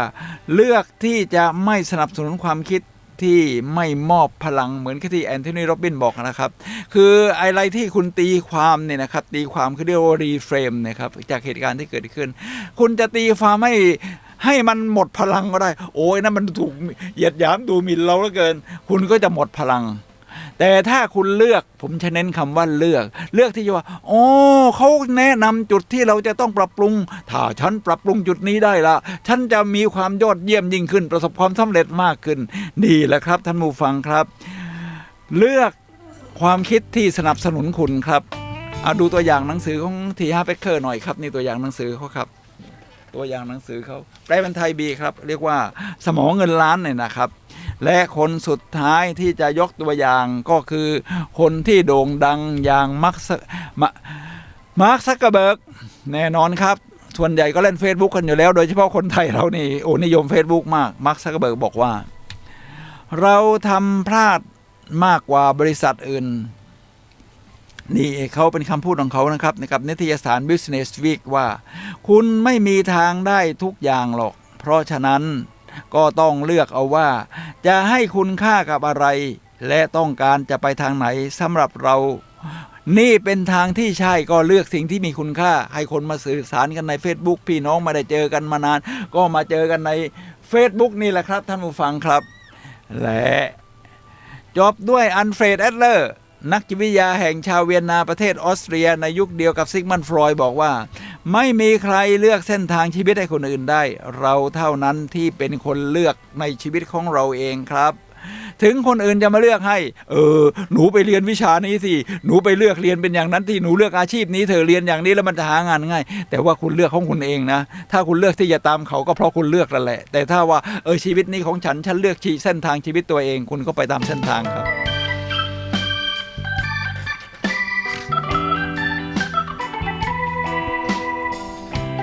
ท่านผู้ฟังครับขณะนี้ท่านกำลังรับฟังรายการพลังแห่งชีวิตรายการเพื่อการสร้างแรงบันดาลใจโดยผมสุนัย ลาหวิวัฒน์ครับผู้ดำเนินรายการมาพบกับท่านผู้ฟังทุกวันเสาร์เวลา 11 โมงถึงเที่ยงทางคลื่น FM 104.5 เมกะเฮิรตซ์เชียงใหม่เนี่ยนะครับวันนี้เราคุยกันเรื่องชีวิตคือผลลัพธ์ของการเลือกของคุณรวมทั้งของผมด้วยเนี่ยแหละครับฉะนั้นตอนนี้เราเข้าใจหลักการของการเลือกแล้วเอาละนี่เป็นตัวอย่างของการเลือกนะครับผมชอบดูหนังอย่างที่บอกพอดูเสร็จแล้วก็มาสร้างแรงบันดาลใจนี่คือหนังที่ชื่อว่า Hysteria นี่นะครับเป็นหนังในยุคประมาณสร้างย้อนอดีตไปว่าเป็นเหตุการณ์ในปี 18นี่นะครับนี่หน้าตาของหนังในนี้เป็นภาพยนตร์ที่สร้างจากเรื่องจริงของดร.มอร์ติเมอร์ แกรนวิลล์นำแสดงโดยฮุกแดนซีในยุควิกตอเรียนะครับจุดเด่นคือความมุ่งมั่นของนางเอกที่นำแสดงโดยแม็กกี้ดิลเลนฮอลที่จะเดินตามความฝันของตัวเองครับลองคิดดูทีในยุควิกตอเรียนี่นะครับยังคิดว่าจะเดินตามความฝันตัวเองนี่คือแสดงว่าเธอต้องมีจิตใจที่ยิ่งใหญ่มากเป็นเรื่องจริงนะครับเรื่องนี้คำพูดที่ยอดเยี่ยมของนางเอกซึ่งเธอมีพ่อเป็นหมอพยายามจะบงการชีวิตของเธอทุกด้านจนเธอได้เรียนรู้จากเหตุการณ์ของพี่สาวและสามารถค้นพบตัวเองเช่นกันชีวิตจะสุขหรือทุกข์ก็ขึ้นอยู่กับการรังสรรค์ของเราเองครับฉะนั้นเธอเลือกที่จะเดินตามเส้นทางของตัวเองส่วนพ่อเป็นหมอก็จะบังคับให้เธอเป็นหมอนี่แหละครับและตัวอย่างจริงนะครับต่อไปนี้ครับท่านผู้ฟังครับเป็นตัวอย่างของแอนแฟรงค์เนี่ยเป็นวัยรุ่นสาวหญิงสาวเนี่ยนะครับในยุคที่นาซียึดครองไปทั่วยุโรปเธอเป็นชาวยิวก็ต้องหนีกันสุดชีวิตหนีไปจนถึงเนเธอร์แลนด์แล้วก็ไปซ่อนตัวอยู่บนหลังเรียกว่าห้องใต้หลังคาน่ะทางประเทศหนาวๆอย่างยุโรปเขาก็มีห้องใต้หลังคาเธอก็ไปซุกตัวอยู่ในนั้นแหละครับกินหลับกินนอนอะไรก็อยู่ตรงนั้นนะครับเธอก็อยู่มาแล้วก็บันทึกเหตุการณ์ความในใจที่มันรู้สึกเหตุการณ์มันกดดันและเกินถูกจับได้เมื่อไหร่นี่เข้าค่ายอัลวิชแน่แต่แล้วก็มีคนไปแจ้งกับนาซีนะครับเธอก็ถูกจับได้แล้วถูกเข้าค่ายอัลวิชแล้วก็เป็นเหมือนกับค่ายเหลืองตายเธอบอกว่าชีวิตแม้จะอยู่ในภาวะกดดันเธอก็ใช้ทางเลือกเนี่ยนะครับว่าชีวิตของเราก่อร่างขึ้นมาจากการเลือกตอนแรกเราตัดสินใจเลือกหลังจากนั้นสิ่งที่เราเลือกก็จะตัดสินเรานะครับฉะนั้นเราเลือกผลลัพธ์ของการเลือกผมยกตัวอย่างเลยนะครับผมชอบนั่งสมาธิพอนั่งสมาธินี่เหตุการณ์นี่มีทั้งดีทั้งร้ายนะครับมันออกมาจากจิตใต้สำนึกเพราะว่าเราแค่สังเกตปล่อยให้จิตใต้สำนึกมันทำงานโดยเราเป็นผู้สังเกตใช้วิปัสสนาสติปัฏฐาน4นี่นะครับก็คือฐานที่4ฐานที่3จิตตานุปัสสนาออกมาถ้าเหตุการณ์ร้ายๆออกมานี่แสดงว่าผมเลือกเสพสิ่งร้ายๆเนี่ยมาเข้ามาในชีวิตเยอะเลยไอเหตุการณ์ดีๆมันต้องมีผสมอยู่แล้วแต่ผมไม่เลือกที่จะไปสัมผัสมันหรือจดจ่ออยู่กับมันผมก็เอาใหม่ครับจิตใต้สำนึกที่เรียกว่ากฎแห่งกรรมนี่มันเป็นอย่างนี้เองเราต้องสร้างเหตุการณ์ดีๆตอบสนองหรือให้ความหมายเลือกที่จะให้ความหมายดีๆและโดยเฉพาะเลือกเข้าไปในที่มันดีๆมันเลือกได้เช่นไปสโมสรที่มันดีๆเลือกไปที่คบหากับเพื่อนที่มันดีๆเลือกอ่านหนังสือที่ดีๆเลือกออกกำลังกายทำนองนี้นะครับนี่แหละครับและในนี้บอกว่า การเลือกคบคนต่ออีกนิดหนึ่งครับนี่เป็นคำพูดของซิกซิกล่าเป็นสิ่งสำคัญนะครับเป็นกัลยาณมิตรทีเดียวเราไม่อาจเปลี่ยนแปลงคนรอบตัวได้ทีนี้สมมติว่าถ้าเป็นคนในครอบครัวล่ะมันจะฉันเปลี่ยนละฉันไม่เอาละพี่น้องคนนั้นฉันจะไปหาพี่น้องใหม่มันก็เป็นไปไม่ได้เนี่ยมันเป็นสายเลือดเราไม่อาจเปลี่ยนแปลงคนรอบตัวได้แต่เราเริ่มต้นสร้างความเปลี่ยนแปลงให้ตัวเองได้โดยการเลือกคบหาคนที่น่าคบหรือเลือกที่จะออกห่างหรือใกล้ชิดกับใครครับท่านผู้ฟังครับ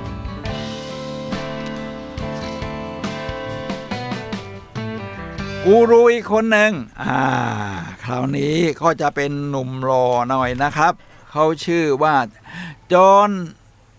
อัชราฟนี่เขาเขียนหนังสือเช่นเดียวกันนะครับแปลเป็นไทยก็มีชื่อว่า The Secret Kiss Guide to Having It All นี่หนังสือของเขานะครับแล้วเขาก็เป็นกูรูในหนังสารคดีที่ชื่อว่า The Secret บอกว่าการรู้จักเรื่องของเขาเนี่ยผมแค่ไม่คบหากับใครก็ตามที่ผมไม่อยากอยู่ด้วยก็เท่านั้นสำหรับผมแล้วฉันนั่นเป็นพรข้อหนึ่งที่ทำให้ผมยังคงคิดในเชิงบวกอยู่ผมจะคบหากับคนที่มีความสุขคุณคบคนแบบไหนคุณก็เป็นคนแบบนั้นนั่นแหละคบคนที่เจริญก้าวหน้าคนที่ต้องการการเรียนรู้คนที่ไม่รังเกียจการกล่าวคำขอโทษหรือขอบคุณและคนที่กำลังมีช่วงเวลาที่น่าสนุกสนานนี่คือจอห์นอัชราฟครับท่านผู้ฟังครับ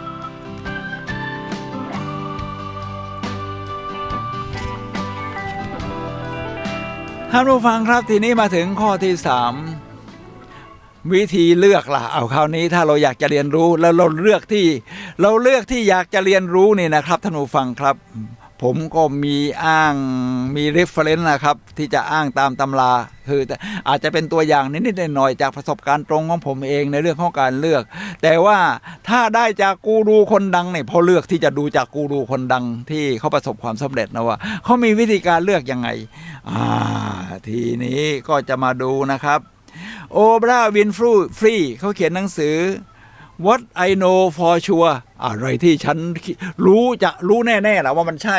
นะครับ What I Know for Sure พอพูดถึงโอปราห์วินฟรีครับท่านผู้ฟังครับชื่อนี้โด่งดังเธอเป็นหญิงสาวผิวสี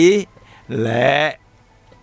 ทำรายการเรียกว่าทอล์กโชว์ที่เรียกว่าเรตติ้งสูงสุดอันดับ1ของโลกที่ยังไม่มีใครลบล้างสถิติแม้เธอจะแขวนไมค์ไปแล้วตอนนี้ในหนังสือที่ชื่อว่า What I Know for Sure นี้นะครับบอกว่าทางเลือกของคุณคือช่วงเวลาขณะนี้ซึ่งเป็นช่วงเวลาเดียวที่คุณมีอย่างแน่นอนคุณเลือกไม่ว่าจะเลือกนึกถึงเหตุการณ์ในอดีตที่ทั้งดีและไม่ดีนี่อยู่ที่คุณเลือกคุณก็เลือกจากตอนนี้ครับแล้วคุณเลือกที่จะทำสิ่งนี้จากตอนนี้ผมเลือกที่มันจะมาเป็นดีเจในช่วงตอนนี้ผมก็เป็นทางเลือกของผมมันต้องทำจากตอนนี้ The Power of Now นะครับพลังของปัจจุบันและเมื่อชีวิตถึงวางแผนในอนาคตผมก็เลือกจากตอนนี้แล้วก็ผมก็ชอบทำแบบนั้นด้วยแม้กระทั่งตอนนอนพอถึงตอนที่จะนอนเนี่ยนะครับเวลาจะนอนให้หลับนี่นะครับและให้ฝันดีนี่นะครับท่านผู้ฟังครับนอกจากให้กฎแห่งกรรมที่มันสะสมมาแล้วในเวลาฝันคุณมีทั้งฝันดีฝันร้ายแต่ที่วิธีที่จะเลือกนี่นะครับตอนที่คุณกำลังใกล้หลับมันจะช่วยคุณได้เช่นผมวางแผนตอนนี้งานนี้เราทำถึงนี้แล้วต่อไปเราจะทำถึงไหนตอนนี้ผมกำลังทำ YouTube เรื่องการท่องเที่ยวที่ในแชนนลชื่อว่าสุนัยทัวร์ก็คือการท่องเที่ยวของสุนัยแหละเพราะผมชอบเที่ยวไงเดินทางมาแล้ว67ประเทศในทั่วโลกนะครับผมก็เอามาตัดต่อเป็นคลิปวิดีโอลง YouTube กำลังตัดต่อถึงตอนนี้เราจะพูดภาคว่าอะไรนะแล้วเพลงแบบไหนที่มันจะเข้ากับบรรยากาศที่มีมิตรภาพแบบต่างแดนนี่แหละครับท่านผู้ฟังครับมันอยู่ที่ตอนทุกขณะนี่เนี่ยเราทุกขณะเราก็เลือกอยู่แล้วครับ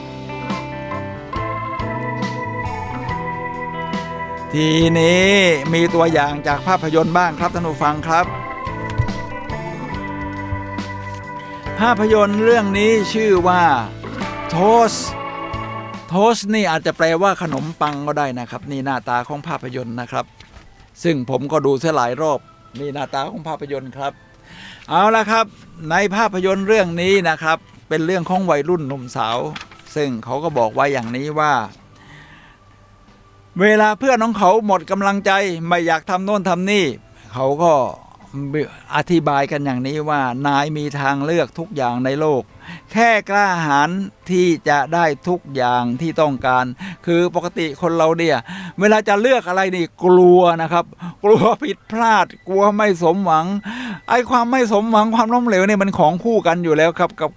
บความสำเร็จนี่นะครับโทมัสเอวาเดสันผลิตหลอดไฟก็คิดตั้งหลายพันครั้งมันก็ล้มเหลวเสียมากกว่าที่จะสำเร็จในตอนสุดท้ายฉะนั้นในนี้ก็จะบอกว่าให้คุณกล้าคือจริงๆนะทรัพยากร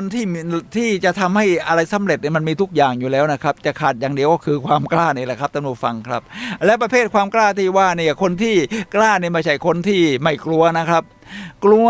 แต่พวกนี้จะเดินไปข้างหน้าทั้งที่กลัวครับและนี่คือจอห์นไอโซที่ผมจะยกตัวอย่างอีกคนหนึ่งนะครับท่านผู้ฟังครับจอห์นไอโซเป็นเหมือนกับนักเขียนชาวเยอรมันและย้ายไปอยู่ในแคนาดาแล้วก็เหมือนเป็นกูรูคนหนึ่งที่ผมเข้าใจว่าอย่างน้อยก็สำเร็จทางด้านจิตใจนะเขาเห็นโลกตามความเป็นจริงได้แบ่งแยกแล้ว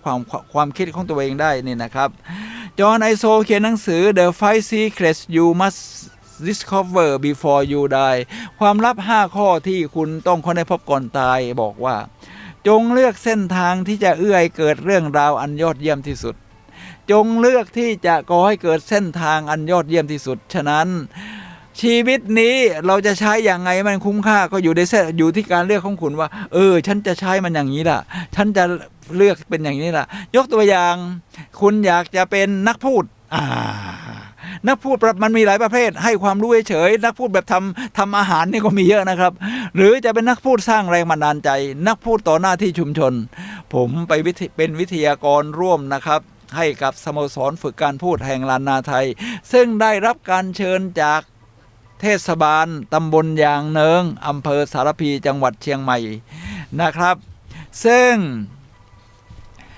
ในนั้น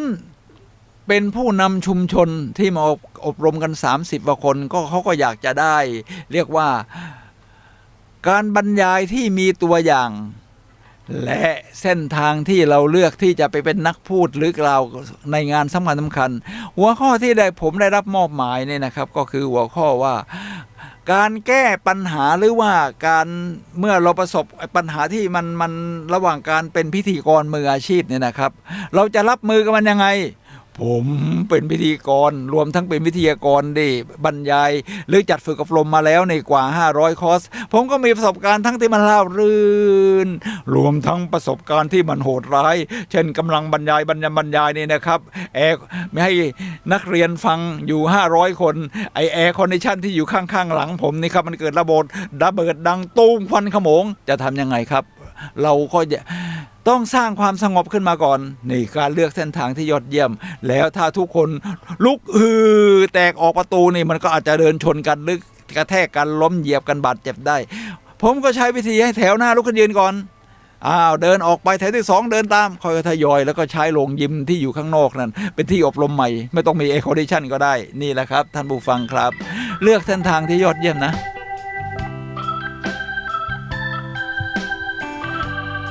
จอห์นไอโซต่อครับบอกว่า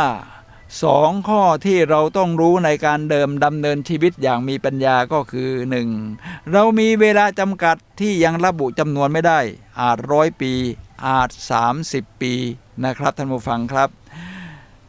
2. ในเวลาอันจำกัดและไม่แน่นอนนั้นเรามีทางเลือกเกือบไม่จำกัดนะครับในการใช้เวลาของเราจะเลือกสนใจอะไรและทุ่มเทพลังงานให้แก่เรื่องไหนในที่สุดทางเลือกเหล่านั้นจะเป็นตัวกำหนดชีวิตเรานะครับทุกคนก็จะมีมือถือโซเชียลมีเดียเนี่ยมันก็จะดึงเวลาเราไปมหาศาลถ้าเราเลือกที่จะเสพมันทีบ่อยและใช้เวลามากฉะนั้นถ้าคุณมีจุดมุ่งหมายในชีวิตที่เรียกว่าไลฟ์เพอร์โพสหรือแพชชั่นที่ชัดเจนเนี่ยนะครับ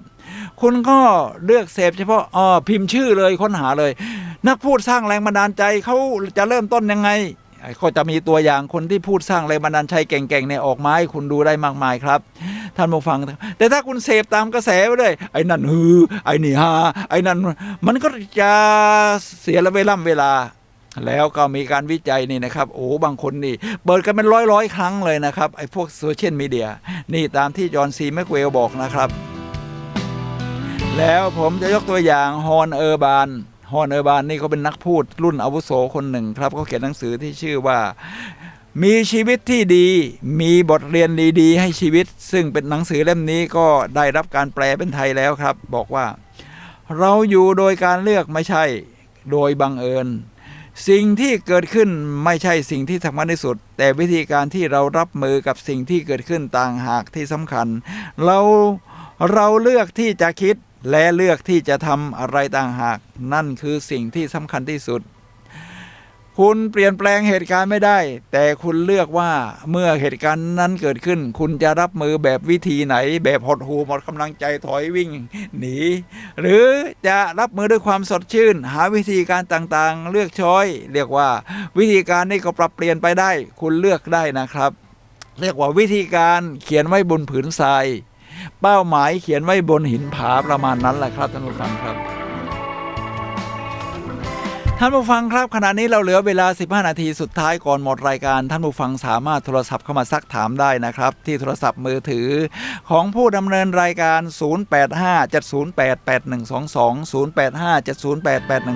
0857088122ครับในระหว่างนี้ผมก็จะเดินเรื่องไปเรื่อยๆเพราะเตรียมมาเยอะนี่นะครับคือเลือกที่จะเตรียมไง เลือกที่จะเตรียมฉะนั้นก็เดี๋ยวมาแบ่งปันกันเดี๋ยวโทรศัพท์ช่วงนี้ก็เข้ามาได้นะครับ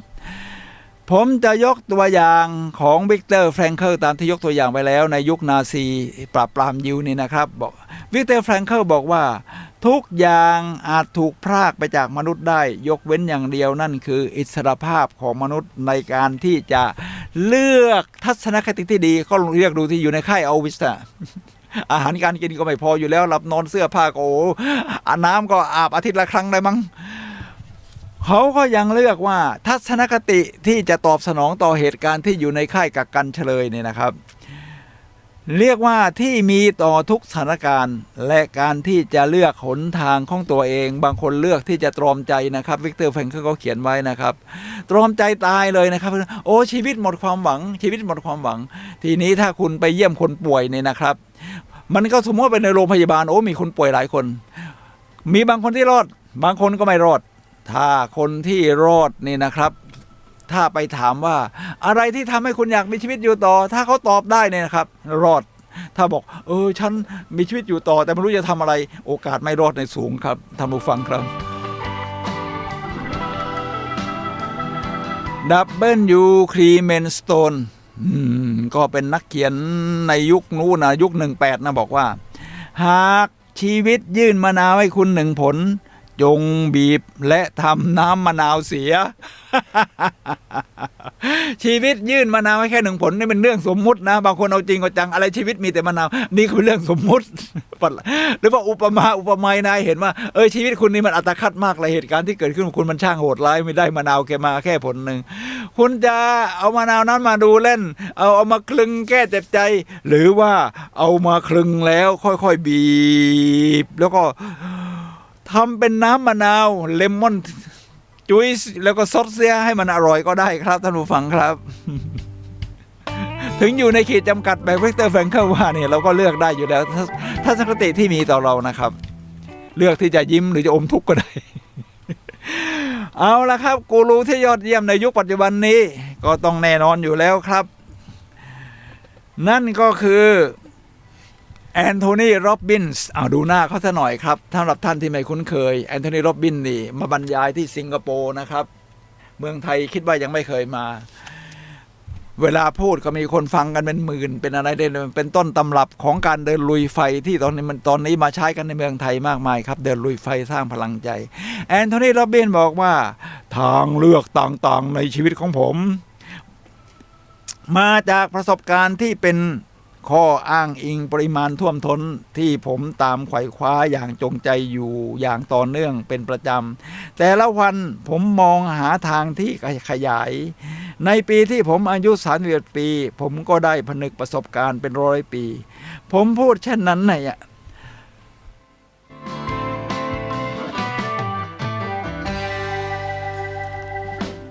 ขอโทษนะครับท่านผู้ฟังผมพูดเช่นนั้นได้อย่างไรจำนวนความท้าทายและประสบการณ์ที่ผมได้รับต่อเดือนเทียบได้ปริมาณเท่ากับประสบการณ์ของคนส่วนใหญ่ที่เลือกสะสมมาหลายร้อยปีคือแอนโทนี โรบบินเนี่ยเขาเป็นนักอ่านเขาเลือกที่จะอ่านก็ลองคิดดูสิตอนอายุ18 ปีนี่ขัดแย้งกับแม่ก็เลยเตะโด่งออกไปอยู่ข้างนอกคือเด็กฝรั่งนี่18 ปีนี่คุณต้องหาทางช่วยตัวเองนะเขาก็ไปเป็นพานโรงที่โรงเรียนแห่งหนึ่งแล้วก็อยู่ห้องล้างหนูเวลาจะล้างจานต้องมาล้างในที่อาบน้ำอ่างอาบน้ำท่านผู้ฟังครับเขาบอกว่าเขาชอบอ่านฉันจะอ่านหนังสือเขาบอกเขาอ่านหนังสือมาใน700-800 เล่มนะครับไอ้ประเภทสร้างแรงบันดาลใจแล้วเขาก็มากลายเป็นนักพูดนี่แหละครับคือเลือกที่จะอ่านและชีวิตคือการเลือกชีวิตในการก้าวไปสู่จุดต่างๆของชีวิตนะครับเขาคือผลลัพธ์ของการเลือกนั่นคือเราคือผลผลิตของการเลือกของเรารวมทั้งที่ไม่ได้เลือกก็ตามที่บอกไว้นะครับทีนี้มาถึงกูรูชาวเอเชียบ้างครับชื่อว่าอาดามคูก็เป็นกูรูชาวสิงคโปร์ซึ่งมีเชื้อสิงคโปร์ถ้ามีเชื้อสายจีนกับเชื้อสายอินเดียเนี่ยเยอะนะครับฉะนั้นนี่เป็นคนชาวสิงคโปร์แล้วก็เขียนหนังสือ Master Your Mind Design Your Destiny ที่เขาเขียนร่วมกับสจ๊วตแทนบอกว่าคุณมีทางเลือกเสมอเลือกที่จะสร้างความคิดเชิงบวกและความสร้างพลังความเชื่อที่ให้พลังแล้วโลกรอบตัวคุณจะเปลี่ยนเรียกว่าภายในกำหนดภายนอกนะครับท่านผู้ฟังครับโลกจะเปลี่ยนตามความคิดของคุณถ้าคุณคิดว่าเดี๋ยวเหตุการณ์มันจะสร้างพลังให้เราแล้วเราก็จะมีพลังอยู่ในตัวคุณก็จะไอภาพนั้นมันสวยสีสดใสเหลือเกินเหลืองอลามเขียวขจีถ้าคุณเลือกนี่คือสิทธิที่จะเลือกของคุณตามที่อาดามครูบอกว่าถ้าเลือกแบบนี้คุณก็เลือกสิ่งที่สร้างพลังสิครับต่อด้วยแอนดี้แอนดรูนะครับบอกว่าเราต้องให้อภัยตัวเองแล้วเดินหน้าต่อเราเป็นคนเลือกเองว่าชีวิตเราจะเป็นอย่างไรแล้วคุณเลือกอะไรล่ะครับดังนั้นไม่ต้องโทษใครทั้งสิ้นครับรับผิดชอบต่อชีวิตของตัวเองอันนี้เป็นเบนสเตนอาจจะไม่เคยได้ยินนะครับแต่เราก็ฟังเขาสักหน่อยว่าก้าวแรกที่ขาดไม่ได้ของการเดินทางไปคว้าสิ่งที่เราต้องการคือการตัดสินใจซะก่อนว่าเราต้องการอะไรผมว่าถึงเขาไม่ค่อยดังเท่าไหร่นี่นะครับแต่คำพูดเขาสำคัญคุณเกิดมาในชีวิตนี้คุณต้องการอะไรครับต้องการตามกระแสไปเลยกระแสนั้นเราไปทางนู้นก็ตายแห่กันตามไปกระแสนี้ให้ตามไป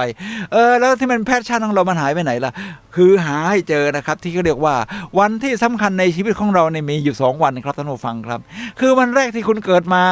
กับวันที่2ที่คุณพบว่าคุณเกิดมาเพื่อเป็นอะไรหรือทำอะไรนั่นคือสิ่งที่คุณต้องการแหละครับท่านผู้ฟังครับหาให้เจอครับวันที่2เนี่ยแจ็คแคนฟิลด์The Chicken Soup for the Soul หนังสือขายดี25 ล้านเล่มทั่วโลกบอกว่า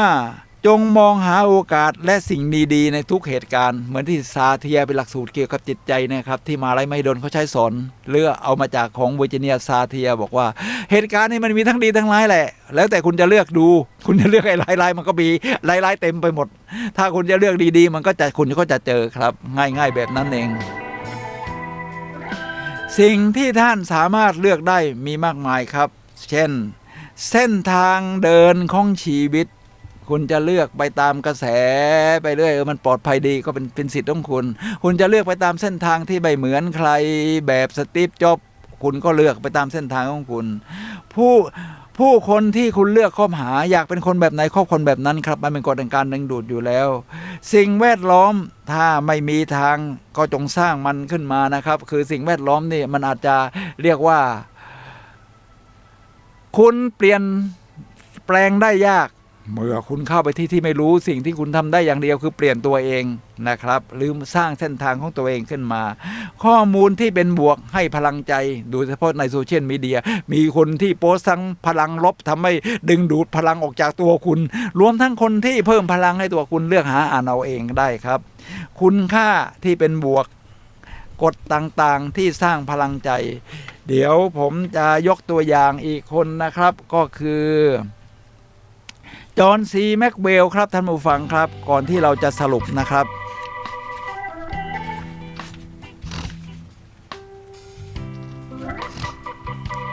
เตรียมมาเยอะแบบนี้ตั้งใจจะพูดให้หมดนะครับเนี่ยเพราะเลือกที่จะพูดให้หมด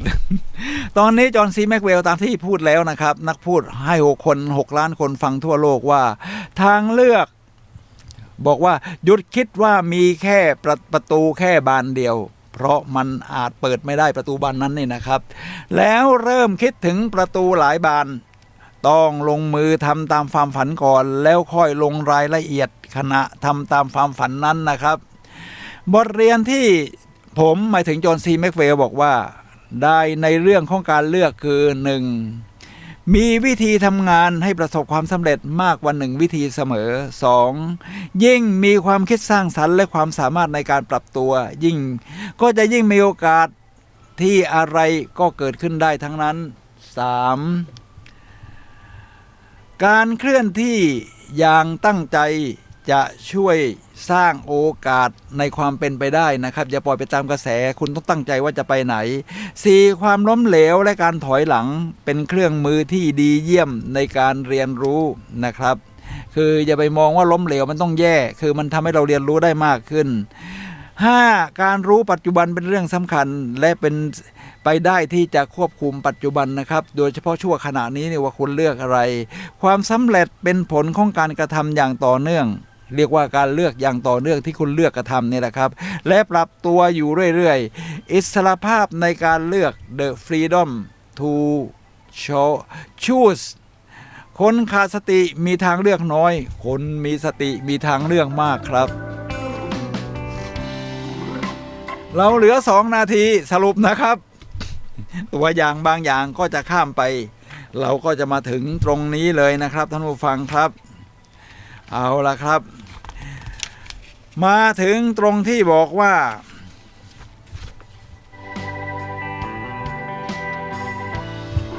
เป็นหนังนี่นะครับท่านผู้ฟังครับเป็นหนังเรื่องของ Nice to Rodenthy ในนี้บอกว่ารักษาความฝันของคุณไว้คือนางเอกนี่อยากเป็นนักวาดนะครับแล้วก็ถูกสิ่งแวดล้อมถูกครอบครัวถูกสามีด้วยอะไรเนี่ยนะคือเป็นนักวาดไม่ได้นำแสดงโดยไดอานี่เลนฝันที่จะเป็นจิตรกรหนีพระเอกของเรานะครับก็บอกว่าเมื่อตกหลุมรักใครสักคน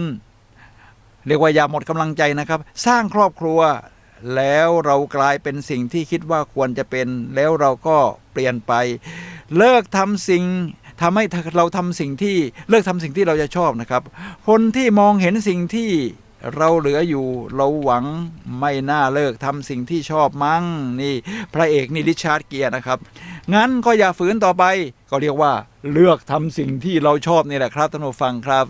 ตอนนี้เราอยู่ในช่วงสุดท้ายของรายการพลังแห่งชีวิตแล้วครับท่านผู้ฟังครับครบ1 ชั่วโมง